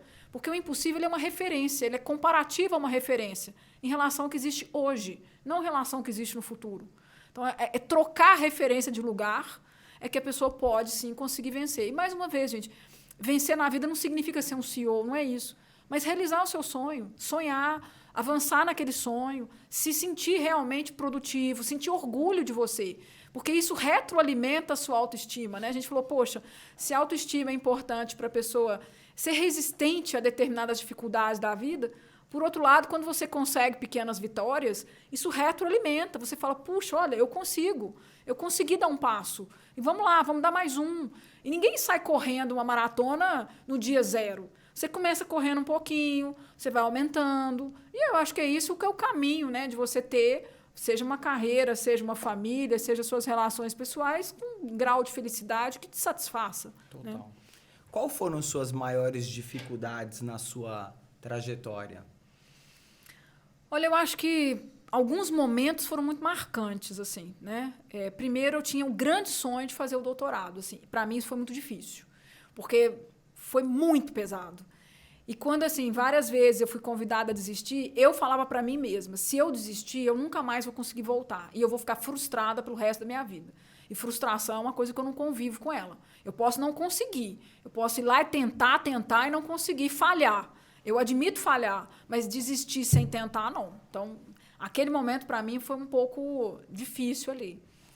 E eu acho que, assim, às vezes, quando você sente que você precisa ter determinadas competências que você não tem e que elas estão sendo exigidas agora. Não dá tempo de você desenvolver tudo que você gostaria e queria, mas você está sendo exigido naquele momento e você precisa buscar isso muito rapidamente. Isso também causa um pouco de dificuldade, principalmente na posição de um CEO, porque você tem que olhar todas as funções, né? Você tem que ver esse guarda-chuva e ver se as pecinhas estão bem encaixadas. Não adianta você olhar uma pecinha e falar, essa daqui está ok. Mas se ela não encaixa com a outra, já deu problema, né? Já perdeu ali algum tipo de resultado ou de crescimento que você estava buscando. Então, eu acho que assim, algumas dificuldades foram, nesse momento que eu falei do doutorado, a pandemia foi muito difícil, principalmente o primeiro ano. Foi um momento assim, eu falo que eu trabalhei 1 ano e meio em um. Nunca trabalhei tanto na minha vida. E eu trabalho muito, sempre trabalhei muito. Aquilo foi insano. Lidar com aquele grau de incerteza e principalmente que afetava assim, a vida, mas a vida física das pessoas, foi muito difícil. A gente tinha time espalhado pelo mundo todo, trazer essas pessoas de volta, olhar a quarentena, não, porque mora com a avó é doente, mora com um idoso, como é que você cuida disso, né? Porque você cuida da pessoa. Naquele momento não é cuidar do profissional, é cuidar da pessoa primeiro, depois vem o profissional. Então, assim, coisas que a gente tinha levado, às vezes, meses para fazer, a gente teve que refazer em pouquíssimas semanas e sempre com esse cuidado. Assim, particularmente, eu vivi um período de medo de alguém do nosso time morrer, porque a gente estava tendo que fazer toda essa mobilização de pessoas, trazer as pessoas de volta, né, para suas casas, gente tendo que ficar em hotel, e o hotel está fechado, né, nos primeiros momentos. Então, assim, eu tive muito medo da gente ter alguma coisa assim de doença mesmo no nosso time. Graças a Deus, montamos um comitê de crise, fizemos uma gestão assim, extremamente detalhada disso e vencemos a pandemia, pelo menos os períodos mais críticos, sem nada muito grave ali no nosso time. Mas isso deu medo. Deu medo porque quando você fala que é a vida que está em risco e que você não tem controle sobre isso, é complicado. E, por exemplo, a gente chegou numa situação assim, de cliente falar, se o seu time não estiver presencialmente aqui, vai cancelar o contrato. Então, tá bom, vai cancelar o contrato e cancelamos. Porque não ia pôr o time em risco numa cidade, a gente mapeava disponibilidade de leitos, etc., cidade por cidade do Brasil. Falava, não vou pôr meu time ali que está num caos, né? Está num momento crítico. Não tem a menor hipótese de eu mandar o time para lá. Ah, mas você vai perder o cliente? Sim, eu vou perder o cliente como eu perdi, mas eu não perdi o time. Então, assim, naquele momento, para mim, foi assim, me dava um frio na barriga, sabe? Mas um frio ruim, não um frio, assim, do desafio. Um frio de como que lida com aquilo que ninguém sabia o que era, ninguém sabia quanto tempo ia durar. A gente ali, né, todo mundo, entre aspas, ir para o home office é muito fácil, todo mundo pegou o seu laptop, que a gente sempre trabalhou assim, e fomos para casa. Mas como é que você controla se as pessoas estão saudáveis, né, se elas não estão entrando em depressão? Porque a saúde mental, naquele momento, foi extremamente afetada. Todo mundo preso dentro de casa, sem poder ver sua família, seus amigos. Então, isso para nós foi muito difícil. Assim, foi um momento que, como gestora, para mim, foi talvez o desafio assim, dos mais difíceis que eu passei. Mas é engraçado que você falou, eu prefiro o ser humano do que um contrato. Sempre. Isso é maravilhoso, né? Porque as empresas, às vezes, não pensam no funcionário desta forma, né? Mas assim, as pessoas têm que vir primeiro, né? Assim, porque, igual eu falei lá no começo, ninguém faz nada sem time. Total. Se você não tem um time que enxerga que você é verdadeiro, olha, rapidamente você escorrega e você perde a credibilidade com eles. E a gente vive de credibilidade, não só a Falcone, a consultoria, mas qualquer profissional. O que você tem? Você tem sua reputação, você tem, né, a sua honestidade, você tem a sua credibilidade. Você não pode ter incoerências. Não adianta eu falar, olha, nós somos uma empresa feita de pessoas, e aí quando vem o contrato eu falo, não, então, olha, não é bem assim. Né? Vamos manter o contrato e manda as pessoas lá para o meio do caos. Não, de jeito nenhum. As escolhas difíceis que eu falei. A decisão final tem que ser dada. Não adianta você protelar, não adianta você delegar essa decisão. Vai perder o cliente? Infelizmente, se o cliente não compreendeu que aquele momento não era o adequado para estar fisicamente no lugar, que a gente poderia fazer remoto, vai perder o cliente. É uma decisão difícil? Sim. Mas essa decisão, até a escolha é fácil. O time vem primeiro. E eu te parabenizo por isso, porque a gente hoje vê muitas empresas que estão preocupadas com o próprio umbigo. No meio de uma pandemia, você não sabia o que ia acontecer, as incertezas, e aí você fala, eu vou romper um contrato que eu não sei o que vai ser da empresa, eu não sei se eu vou perder muitos contratos, mas eu prefiro ficar do lado do ser humano. Isso não existe mais, Vivi. É difícil. Olha, eu acredito que exista, mas não é tão frequente poucos, quanto deveria. É isso, exatamente. Então, assim, é um lado muito humano, né? E ter uma CEO, assim, humana, é uma coisa, mesmo tendo que tomar decisões difíceis, é um privilégio para a empresa. Mas eu acho que a empresa, a Falcone é um pouquinho de Vivi e Vivi é um pouquinho de Falcone, né? Não tenha dúvida, né? Assim, eu fui me moldando ali dentro desses valores, igual eu falei, a gente tem um DNA muito característico, né? E que casaram muito com meus valores pessoais lá no início da minha trajetória. Eu, quando comecei a minha carreira, como eu falei assim, meu primeiro programa de trainee, eu não tive uma identificação de valores com a empresa que eu estava. E quando eu entrei na então fundação, que depois veio a se tornar uma empresa privada, foi uma identificação quase que imediata. Então, assim, quando você vê que seus valores casam, e tem dificuldades, eu falei, não é mar de rosas, nenhuma empresa é. Nenhuma empresa, sabe, não tem problema, toda empresa tem problema, mas você tem que olhar o filme. E se o filme, primeiro, né, se você tem uma adesão a valores que realmente estão alinhados, porque se não tiver, você vai ser extremamente infeliz ali. Isso, para mim, é muito claro. Assim, se você não compactua com a cultura, né, com os valores, olha, não é ali o seu lugar, ou vice-versa. Então, assim, acho que eu aprendi muito da Falcone. Certamente a Falcone deve ter alguma pitada minha ali nos últimos anos, mas eu acho que você tem que ser muito responsável com as suas ações. Então, seja um CEO, seja um líder de equipe, você tem que estar muito atento com isso, porque não é fácil, às vezes, você perceber que uma pessoa está entrando em depressão no seu time. Às vezes ela não demonstra tanto isso. Né? Nem todo mundo assim, tem uma vulnerabilidade maior, se abre mais, outras pessoas se fecham. E você precisa cuidar muito disso. Não importa se você tem um time de 5 pessoas, de 3 pessoas, ou se você tem um time de 1.200. Né? Uma coisa às vezes você consegue olhar um a um. Depois você vai pensando em políticas de bem-estar, em políticas de saúde mental, como você trata as pessoas. E, às vezes, existem alguns símbolos, Tati. E esses símbolos são muito notados pelas pessoas.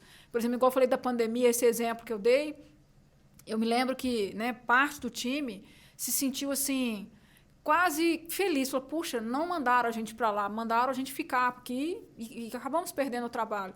Mas eles se sentiram o quê? Respeitados. Porque a gente tinha uma política a ser seguida, essa política não foi tirada da nossa cabeça. A gente tinha muito embasamento científico, a gente pesquisava, a gente acompanhava todas as pesquisas, não só brasileiras, mas mundiais, quais eram as melhores práticas, a gente trocava práticas com as empresas, ou seja, não era uma decisão assim leviana, era uma decisão que a gente tinha fatos e dados embasando. E na medida em que a gente, né, sustentou essa decisão perante o time, eles se sentiram respeitados. Então, assim, é a coerência que você tem que ter o tempo inteiro, e não é fácil. Porque realmente assim, o mundo é muito dinâmico, né? O mundo empresarial muda muito rápido, as tecnologias estão mudando isso muito rapidamente. Então, assim, você conseguir manter essa coerência é fundamental e não é simples. Você tem que ter muito cuidado com as decisões que você toma, com as mensagens que você transmite, com a forma como você faz isso. Porque assim, não existe. Eu tenho comigo uma crença: ninguém engana todo mundo o tempo inteiro. Não existe. uma hora as coisas aparecem. Então é melhor você não enganar ninguém, tempo nenhum, seja transparente, porque primeiro as pessoas vão ter mais credibilidade com você, vão te respeitar mais. E segundo, que você não tem onde tropeçar, entendeu? A história é uma só. Não tem duas histórias, não tem eu contei aqui para essa pessoa uma versão e para outra eu conto outra. Não faça isso. Isso dá errado. Sim, total, eu concordo com você. Agora, você falou uma coisa que eu queria que você falasse um pouco para quem vai nos assistir. Você tem uma pessoa no time. A gente passou por uma pandemia. Pós-pandemia também é difícil. É um super funcionário. Sempre te deu muita alegria e bateu sempre as expectativas que você colocou. Essa pessoa está entrando em depressão e você está percebendo. Como é que você age com isso? Eu abordo. Eu pergunto. Porque se você não abordar, não necessariamente, como eu falei, nem é todo mundo que se abre, né?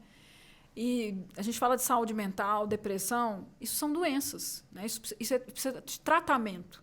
Isso não precisa de dedo apontado, isso não precisa de culpado, isso precisa de tratamento. Nem sempre a pessoa que está entrando nesse estado, ela percebe que... Isso não é tão simples de ser percebido pela própria pessoa. Às vezes a família percebe, às vezes o colega de trabalho percebe. Então, assim, acho que quando a gente nota que isso está acontecendo, tem que abordar, perguntar, sondar, estar perto, né? Porque às vezes a pessoa está precisando de sentir que ela não está só. Que ela, né, às vezes deu muita coisa errada na vida dela, ela tomou muitos tropeços, às vezes por coisas que nem são com o trabalho. Porque trabalho e vida pessoal, eles são integrados. Não existem dois seres humanos. Você não tira a sua pele e vai para casa depois do trabalho e vai lá e você é outra pessoa. Não, você leva o que você trouxe do trabalho para casa e vice-versa. Você não também da mesma forma, você não se deixa em casa e vem para o trabalho despido das suas experiências familiares. Você é um ser humano integral. Então, se uma coisa não está bem, certamente a outra também não vai estar. Então, eu acho que a primeira coisa é mostrar que você está ali para apoiar. E hoje em dia também, assim, como eu falei, tem muito profissional bom que pode a empresa oferecer apoios que são fundamentais para não deixar essa espiral se agravar. Porque, infelizmente, a gente fala de casos de burnout, de depressão. A gente tem empresas que têm casos de suicídio. Na Falcone, graças a Deus, isso nunca aconteceu. Mas se você não trata, é um risco que você corre.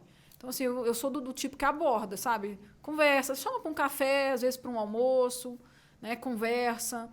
E tem horas que as pessoas precisam de um acolhimento. Às vezes as pessoas passam por também situações muito difíceis, assim, perde pai, perde mãe, né? A gente teve, inclusive na pandemia, muita gente perdeu, muitas pessoas queridas. Isso abate muito a pessoa. Então, às vezes, o que ela precisa é de um acolhimento.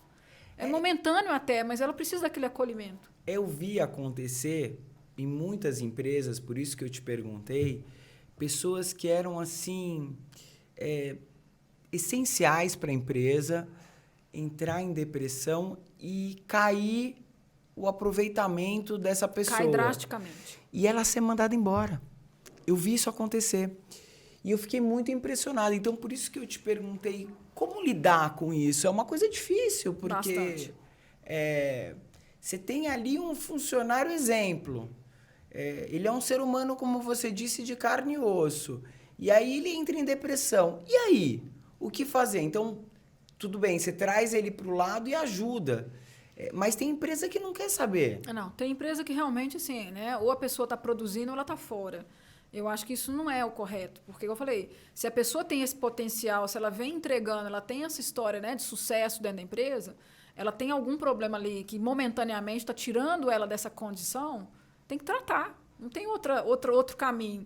E eu acho que a gente teve, na Falcone, alguns casos assim, bem-sucedidos, inclusive, de tratamento de burnout. Pessoas que entraram num estado de burnout crítico, que a gente pôs assim, um acompanhamento, olha, às vezes até afasta do trabalho, né? Põe a pessoa numa licença, recupera, tudo bem, aí volta. E volta e performa bem como performava antes, ou seja, foi uma coisa momentânea. Como eu falei, às vezes perde um parente, um pai, uma mãe, momentaneamente a pessoa perde o chão.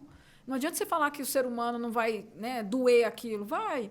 Às vezes é uma coisa que é uma causa familiar que está trazendo para o trabalho, às vezes é o contrário. Alguma coisa no trabalho está muito ruim, que ele está levando para a família e está dando problema lá. Então, assim, você tem que entender essas vias, mas assim, eu acho que buscar apoio, porque desligar, entre aspas, é relativamente fácil. Mas isso não é responsável, né? Corporativamente, falando de responsabilidade socioambiental, principalmente, isso não faz sentido. Se você está falando de responsabilidade social, agora a pessoa nunca performou. Isso já aconteceu também. A pessoa nunca performou, a pessoa se sentia infeliz na empresa. E ela né, fala assim, estou em depressão, ela mesma se afasta. Aí a empresa, às vezes, tem pouco a fazer por ela, porque ela já não se sentia feliz ali antes. Agora, se a pessoa vem com uma história super bacana, produtiva, entregando bem, realizada, feliz lá dentro, e teve um momento ali difícil, opa, não, é até ingratidão você falar tchau, né? Põe porta fora, isso não funciona. Não acredito nisso. Eu acho que todos nós temos momentos altos e momentos baixos. Todos nós temos vulnerabilidades, uns mostram essa vulnerabilidade mais, outros menos, mas todos estamos sujeitos a isso. Então, eu acho que o momento que deu o problema, a primeira coisa tem que perceber, porque perceber não é tão fácil. Né? Perceber não é tão simples. A gente já teve situação, por exemplo, de funcionário que, exemplar, chegou numa reunião, inclusive virtual, não apareceu. O que aconteceu com a pessoa? Porque a pessoa é muito séria. Não avisou, né? Simplesmente sumiu. Nós ficamos tão preocupados que a gente foi atrás da mãe da pessoa. Poxa, a pessoa está doente, aconteceu alguma coisa e tal. Porque assim, não é o histórico dela. Né? Não é assim, olha, o sacana não apareceu na reunião. Claro que não. Poxa, a pessoa é séria. Todas as vezes que tem né, o tema que ele está trabalhando, ele está aqui, está participando. Ele não apareceu, aconteceu alguma coisa. Primeira coisa, a gente fica com o coração apertado, foi um acidente, aconteceu alguma coisa. Não parta do princípio que as pessoas são ruins. Eu acho que isso também é outra coisa que a gente tem que ter na mente. Se você conhece a pessoa está entregando, é um bom profissional, parta do princípio que, opa, peraí, tem alguma coisa errada, tem um problema, vamos ver o que houve. Né? Vamos escutar, vamos procurá-lo, vamos conversar com ele. Mas, infelizmente, isso não é uma abordagem que todas as empresas trabalham. Como eu falei, eu volto lá no Maslow. Saúde mental. Maslow falava disso há décadas atrás. Isso não é novo. Só que isso é estudo do ser humano. Né? Se você tinha Freud falando do indivíduo, você tinha Maslow falando do coletivo, dos times, do trabalho né, em equipe. Então, assim, são preceitos, são fundamentos que eu acho que não vão mudar muito. Se não tem certos né, fundamentos bem sólidos, certamente a saúde mental vai estar afetada. A empresa faz algum trabalho para o funcionário dessa forma de colocar uma psicóloga, Tem que fazer, Tati. Tem que fazer. É muito importante, né? Muito, Gestão de pessoas é uma coisa que não é fácil. E vou te falar uma coisa, assim, falar de uma consultoria é relativamente fácil, porque a gente lida com pessoas assim, extremamente bem formadas, né? Pessoas, igual eu falei, temos apoio psicológico, temos lá o trabalho de, por exemplo, comitê de bem-estar, a gente estuda os motivadores da saúde mental.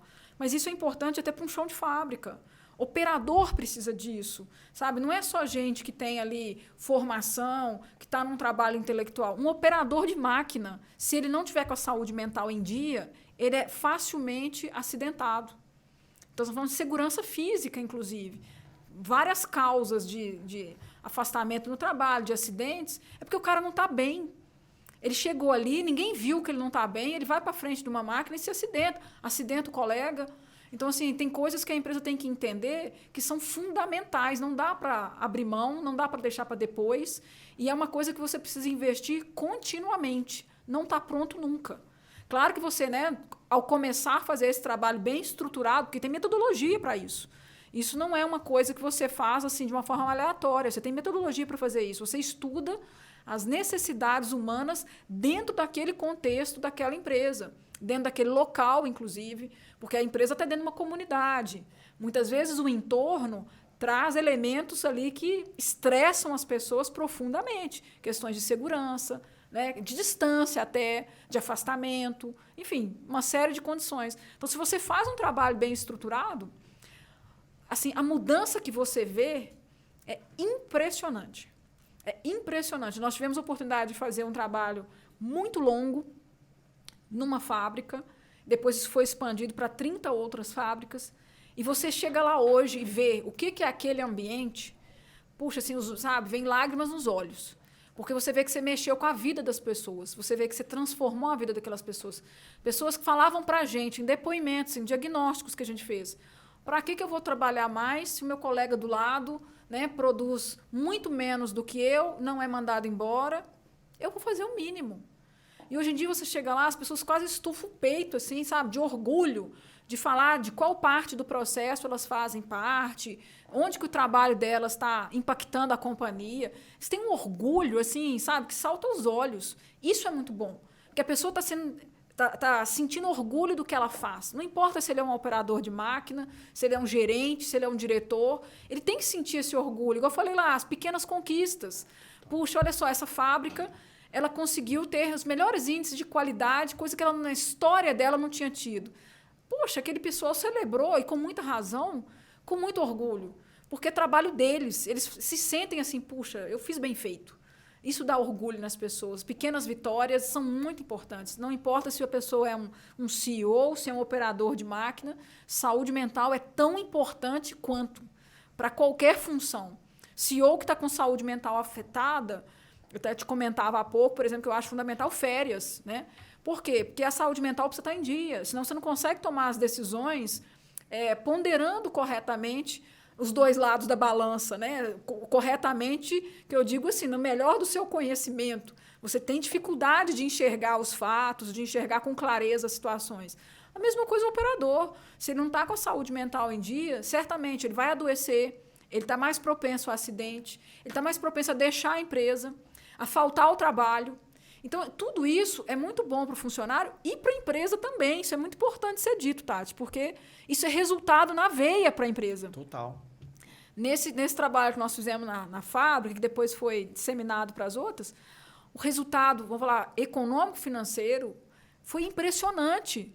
E você fala, as pessoas estão mais felizes, elas ficam mais no trabalho, elas saem menos da empresa, elas têm mais orgulho do que elas fazem e a empresa tem mais resultado. Quer dizer, teoricamente é o mundo ideal, mas é trabalho ali muito estruturado, de saúde mental. Exatamente. Você não concorda que quando as pessoas...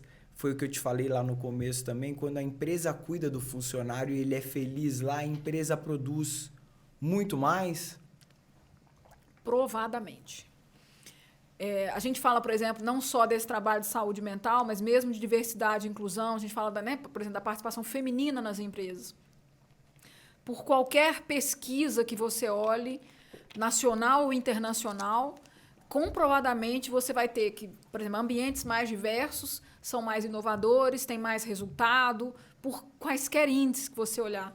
A mesma coisa para a saúde mental. Ambientes mais saudáveis são mais produtivos, são mais eficientes. Como eu falei, assim, se você olhar os resultados assim, por N indicadores tanto econômico-financeiros quanto operacionais, indicadores inclusive ambientais, os impactos foram super positivos, porque essas pessoas passaram a ter orgulho do trabalho delas. Então, se elas veem um problema, por exemplo, um problema ambiental, não, vamos sentar e vamos resolver. Vamos ver como é que a gente melhora isso, como é que a gente inova nisso. Então, essas pessoas são propensas a fazer um trabalho de altíssima qualidade. Como eu falei, não importa se é um operador, se é um diretor, essa é uma tônica que tem que permear a cultura da empresa. A cultura da empresa tem que estar assentada nisso, né? Os valores têm que estar muito alinhados com isso. O propósito não pode ser apenas a empresa. As pessoas têm que estar no centro. Eu gostei muito quando, há 2 anos atrás, o Jeff Bezos trouxe à tona um termo que já era conhecido, mas que, sem a tônica do Jeff Bezos, ninguém prestava tanta atenção, que é people centricity, ou seja, pessoas ao centro.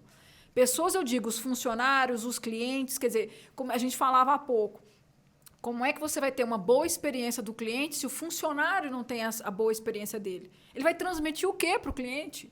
Exatamente. Ele vai transmitir amargor, raiva, né? Às vezes desleixo.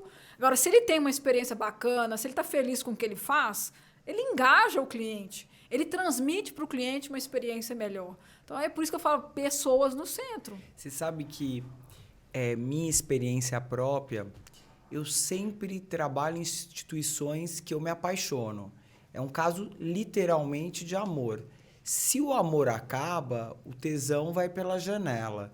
E eu trabalhei numa instituição há pouco em que eu tive um problema, assim, besta, um problema na minha conta.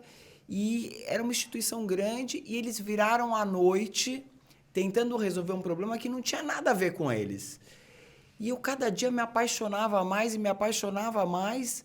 E quando eu ia vender a empresa para o meu cliente, eu contava do amor que eu tinha por essa empresa. E o cliente ficava assim, maravilhado.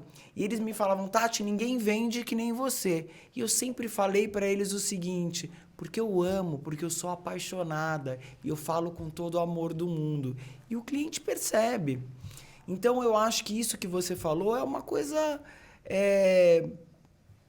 verdadeira. Se você trabalha numa instituição em que você tem orgulho dela, em que uma outra coisa que eu acho muito importante, quando a instituição pega os funcionários e ela une os funcionários.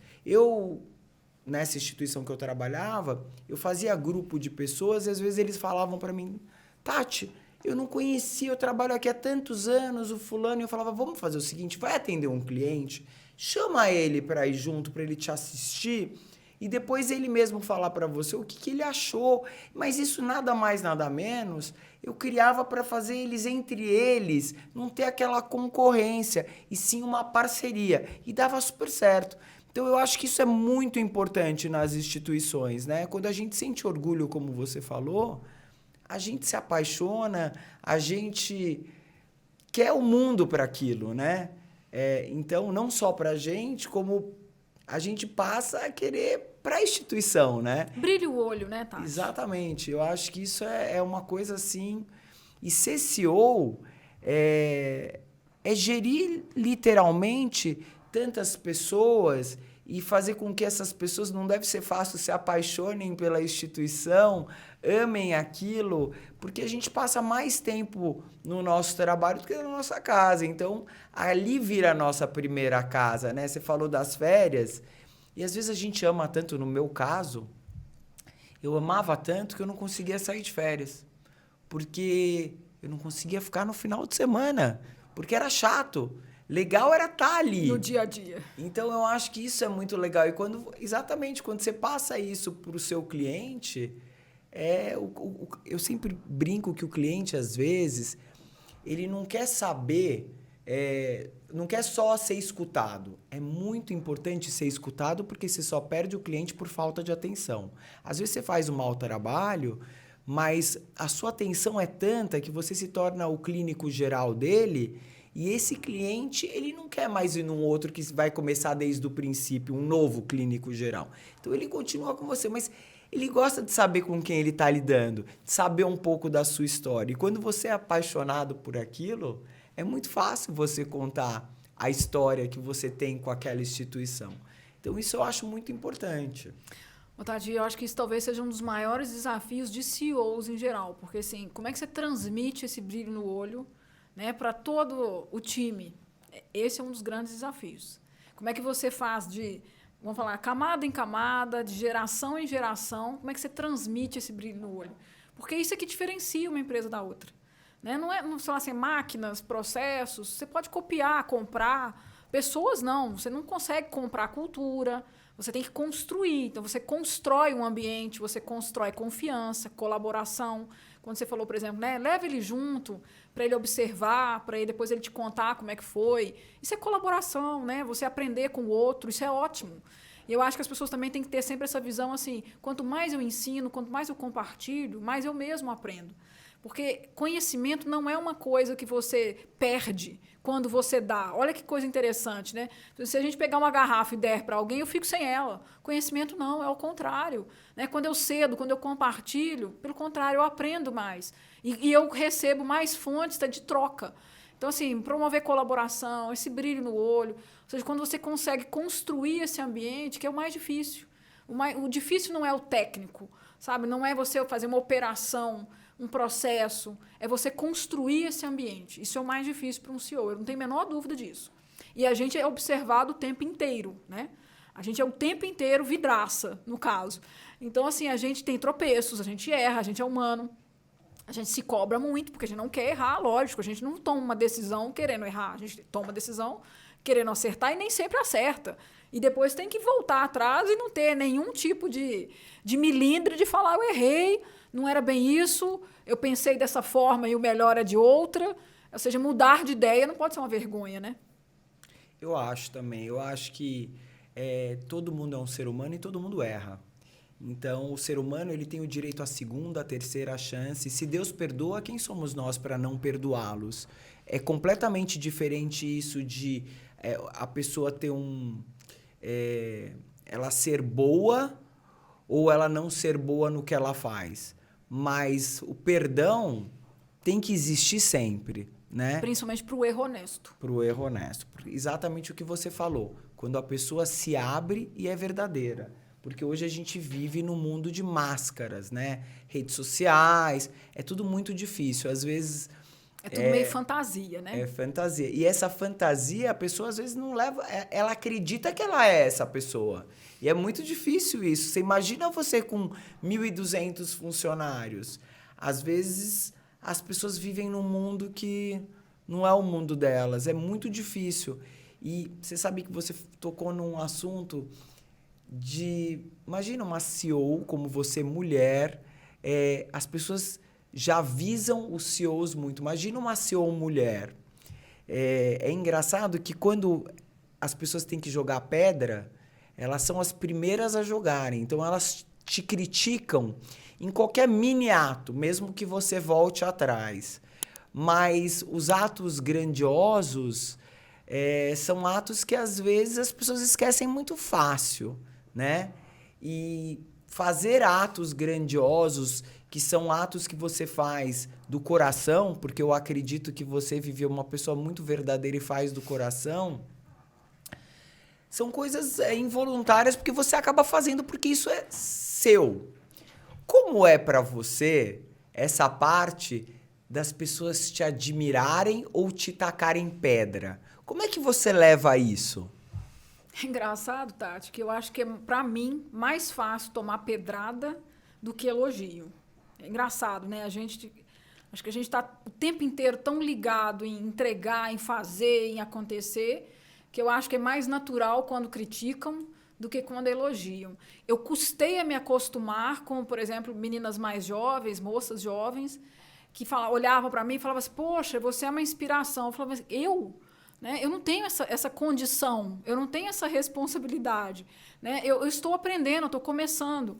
Então, assim, é muito mais fácil para a gente, no meu ponto de vista, você ser criticado, porque quando você toma determinadas decisões, você sabe que você vai desagradar alguém.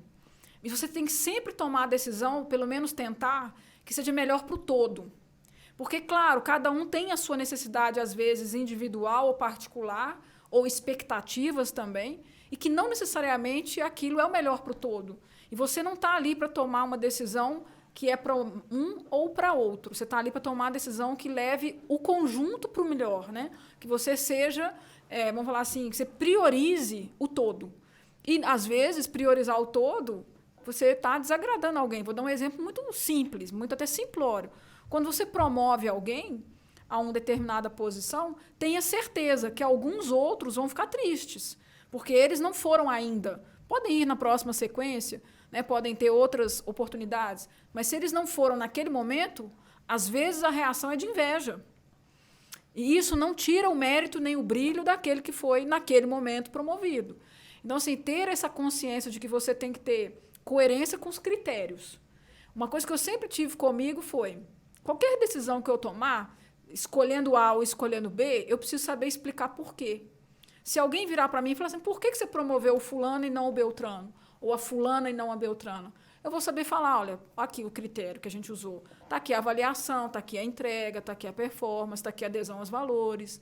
Então, está aqui, né, a avaliação dos colegas. Então, você tem que ter muito fundamento para essa tomada de decisão. Mas eu acho mais fácil, francamente, ser vidraça do que ser elogiado. A gente está mais acostumado com a luta e de, às vezes, ouvir esse lado de mas não me beneficiou, ou não era isso que eu queria, não era isso que eu esperava, e você tentar criar a visão do todo nas pessoas para que elas saibam que tem um propósito maior por trás, que não é só o indivíduo, mas é o indivíduo dentro do conjunto, do que propriamente você ser elogiado. Eu acho mais difícil o elogio, porque é difícil, né, você falar assim, inspiração, isso é muito grande, né?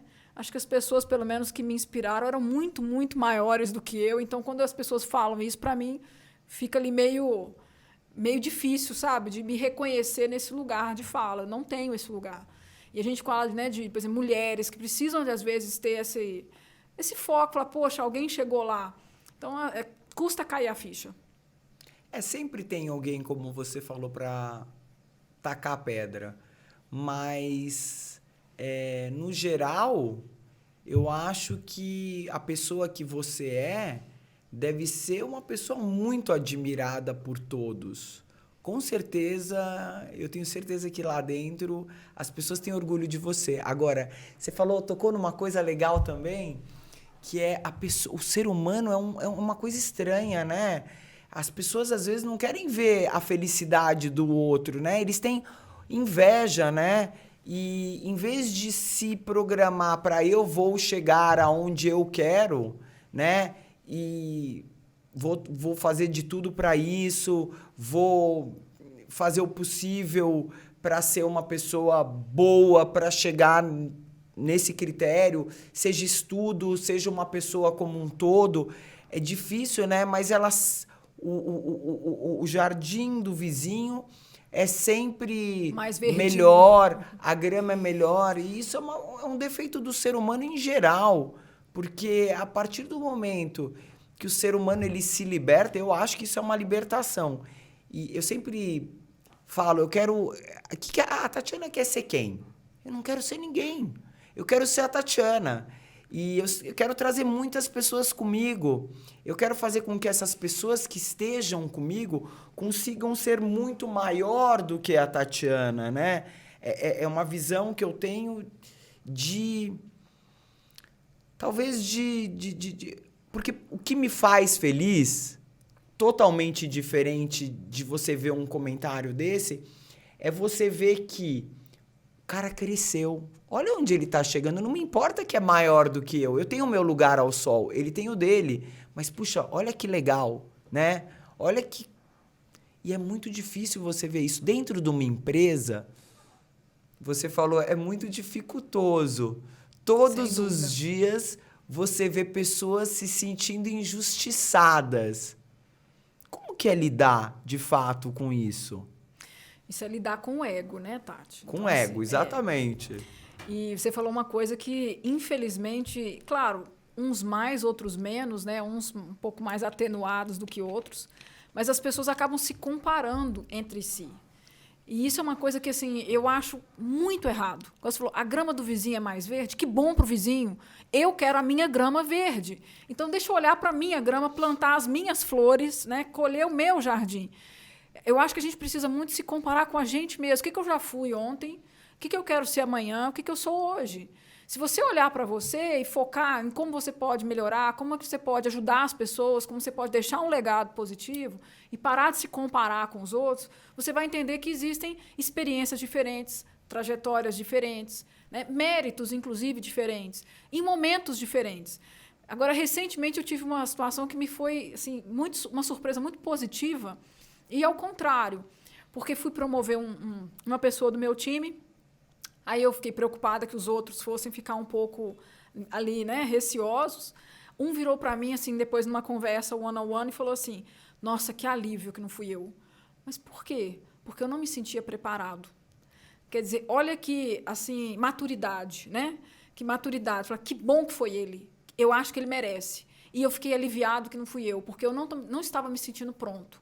Isso é muito maduro. Mas, infelizmente, não é todo mundo que está nesse estágio ainda. E eu falo sempre, gente, competição, a gente tem que competir, é com outro país, é com o mercado, não é dentro da empresa. Você competir, pessoas da mesma empresa entre si, é uma perda de energia sem tamanho.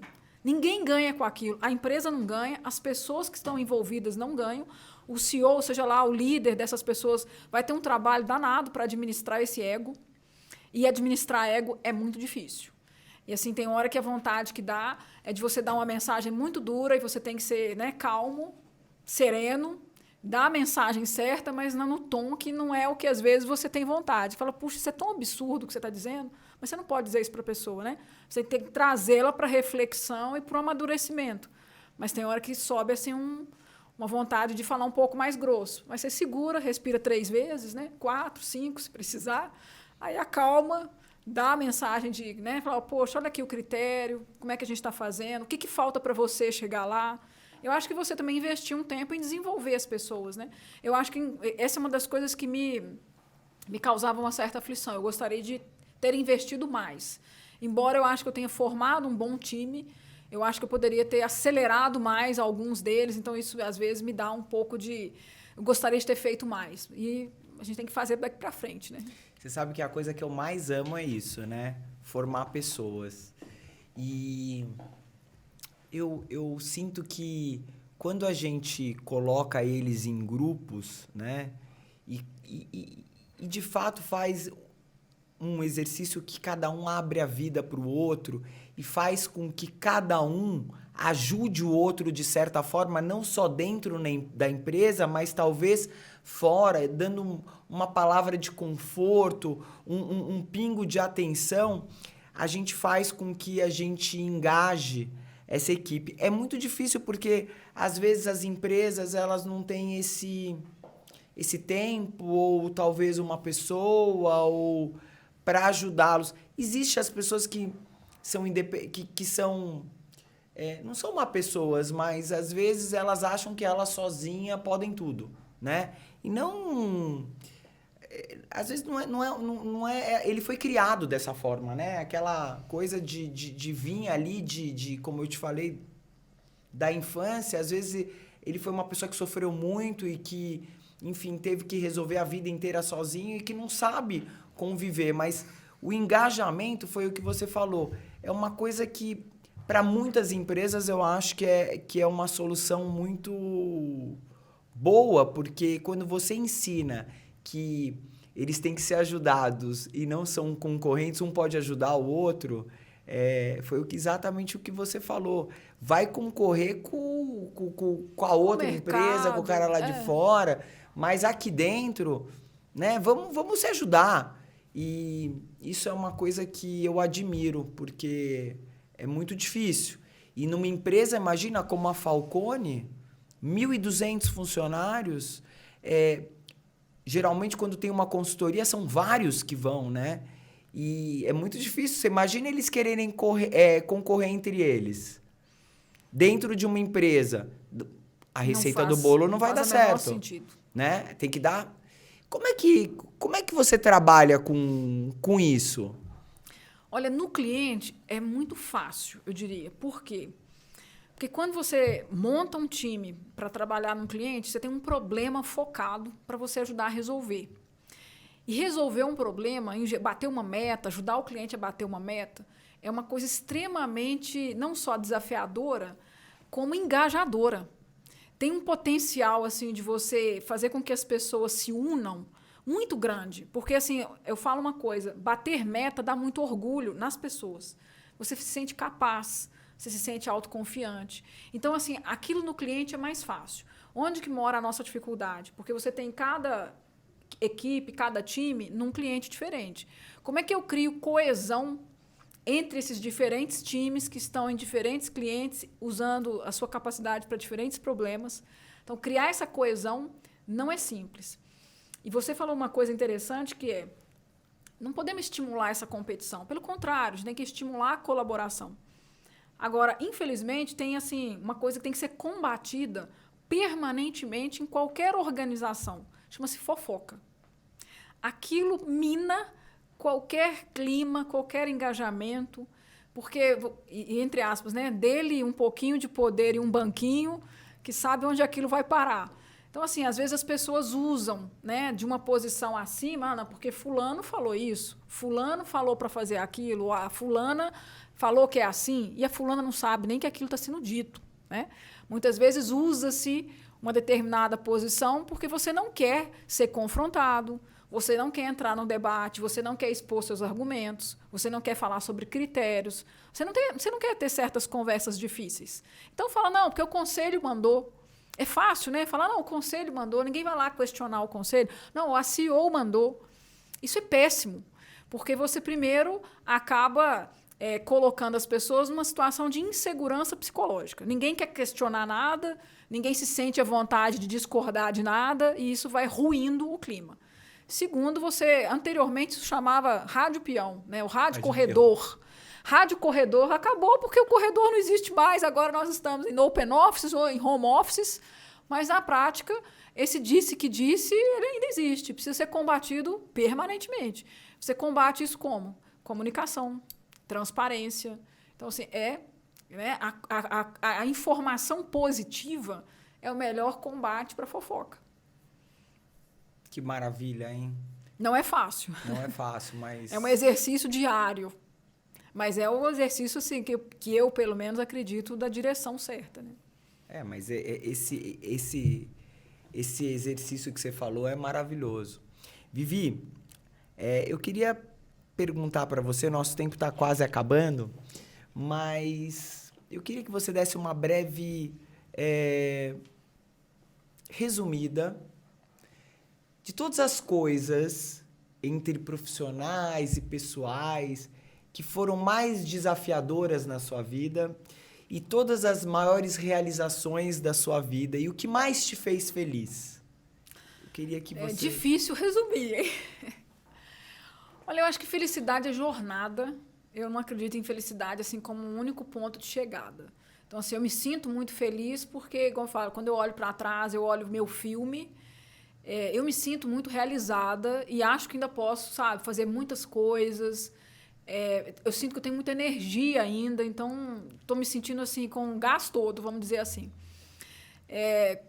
Por outro lado, né, assim, eu tive um processo de adoecimento físico e, ao mesmo tempo em que isso acontece, você consegue ver assim, o quão importante é a família, né? Então, assim, por exemplo, eu comentei que meu pai me buscava e me levava na escola.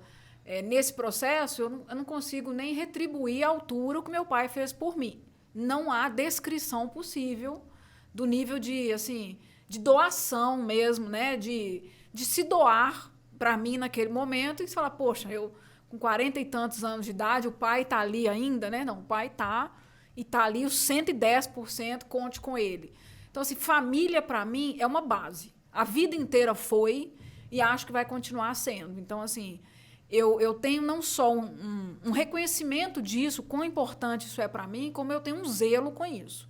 Porque eu sei, assim, por exemplo, toda vez que eu saio daqui de São Paulo e vou a Belo Horizonte, minha família mora, para almoçar com meus pais, aquilo para mim eu tenho que realmente vivê-los enquanto eu os tenho, graças a Deus.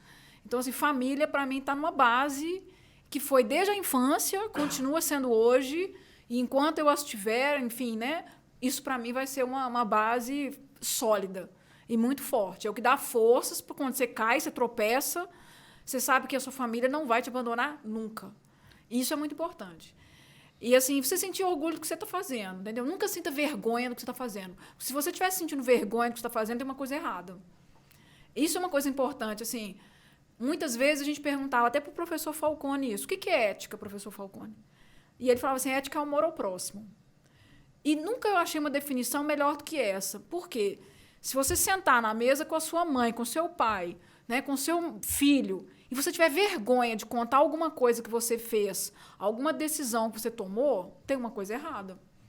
Por mais dura que tenha sido a decisão, se você tomou aquilo pensando no bem maior, você não vai ter vergonha daquilo, de explicar aquilo para ninguém. Você não vai ter que se esconder. Isso é uma coisa que, assim, eu sempre tive comigo. Eu nunca vou fazer alguma coisa, eu posso fazer muito erro, e faço, com certeza, mas eu nunca vou me esconder, porque se eu fiz alguma coisa errada, eu fiz pensando no melhor, tentando fazer o melhor, não tenho vergonha daquilo. Então, acho que, assim, é uma trajetória que você tem que cuidar muito, porque, assim, a gente tem chances de errar, são milhares de vezes no mês, né? Cada pequena decisão que você toma é uma chance de errar, mas faça aquela tentativa de acertar sempre. Tente, faça o seu melhor, dê o seu melhor. Nunca faça menos que o seu 100%. Essa é uma outra coisa que eu tenho assim como uma tônica. Eu posso falhar, eu posso não conseguir, mas eu te falo, eu me dou 100% por aquilo que eu estiver fazendo, seja com a minha família, com meus amigos ou com o trabalho. Se eu estou ali, eu estou inteira. Eu estou ali, não é sabe, só de corpo presente, eu estou de corpo e alma. Então, assim, eu acho que isso é fundamental. Você tem que se doar para aquilo que você faz. E ser feliz naquilo que você faz. Não faça alguma coisa que você não está feliz. Se não estiver feliz, tente mudar aquilo. E se não conseguir, procure outra coisa. Porque você não vai sobreviver muito tempo ali, você não vai render, você não vai ser produtivo. Você tem que gostar do que faz. As pessoas têm que perceber isso, porque você vai aprender, você vai crescer, mas aquilo tem que te brilhar os olhos. Isso tem que brilhar seus olhos. E uma coisa assim, também não deixe ninguém duvidar da sua capacidade. Porque muitas vezes, inclusive mulheres, a gente é muito questionada. Né? Assim, você chega numa reunião, às vezes os homens não te deixam falar. Às vezes você tem que falar assim, eu vou falar, eu tenho um contraponto, eu tenho um argumento, eu tenho uma ideia. Você precisa se posicionar, não deixe passar. Essa é uma coisa que às vezes eu falo com as mulheres, não deixa passar aquela oportunidade. Se você tem uma colocação, não deixe ninguém roubar a sua ideia. Né? Coloque-se, não deixe para depois, porque às vezes a oportunidade ela não lhe é dada. Você tem que pedir ou conquistá-la. Ela não lhe é concedida, às vezes, naturalmente. Você precisa meio que buscar o seu espaço. Então, assim, eu acho que isso é um pouco do que a gente precisa sempre acreditar na capacidade que a gente tem e se doar, sabe? Fazer com intensidade as coisas. Não faz meia boca. Não faz mais ou menos. Nada que você faz mais ou menos fica bom. Nada. Você vai fazer uma comida.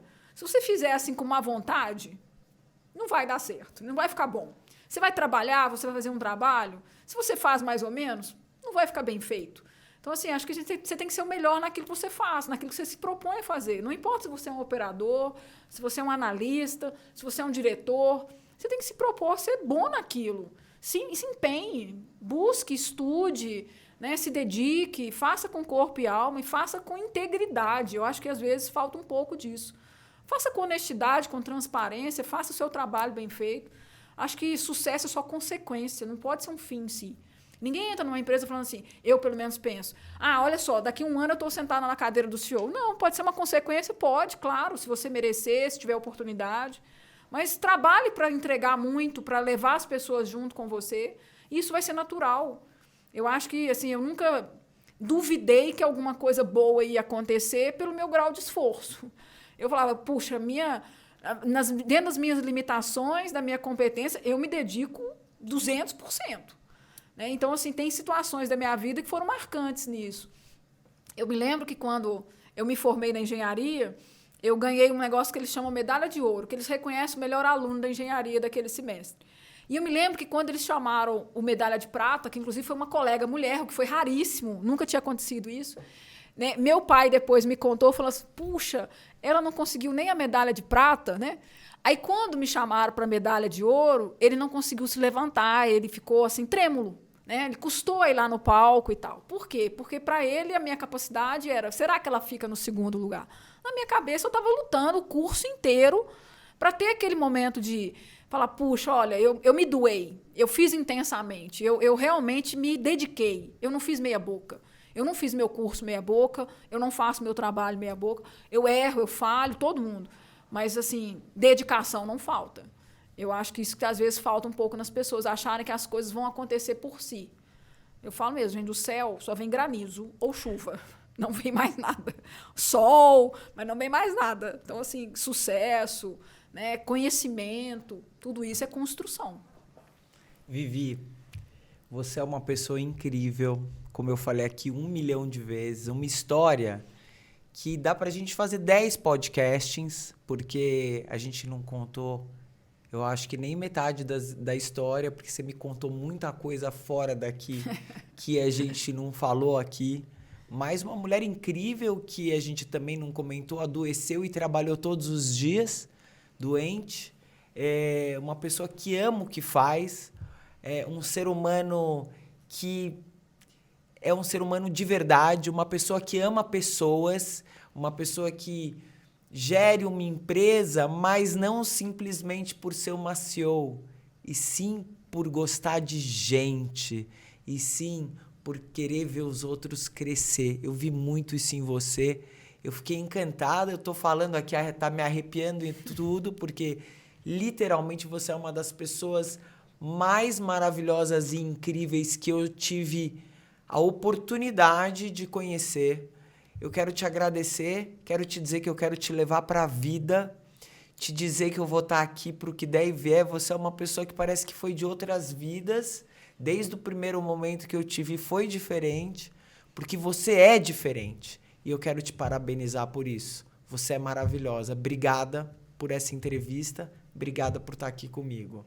Olha, generosidade sua, mas eu reforço que foi realmente um encontro que parece que tem muitos anos que a gente se conhece, né? Foi uma sintonia muito imediata e fiquei muito feliz de estar aqui contando um pouquinho da minha história, compartilhando. Espero que você também tenha conhecido um pouquinho mais e as pessoas que nos assistem também, mas é um prazer enorme estar aqui.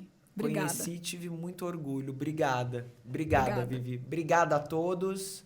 Mais um episódio. Eu vou marcar aqui a Falcone, a Vivi. E se vocês quiserem conhecê-la mais, vocês vão ter oportunidade de conhecer a trajetória, estudando um pouco sobre ela, sobre a empresa, porque essa mulher é nota 1 milhão. Obrigada, Vivi. Obrigada a você. Nossa.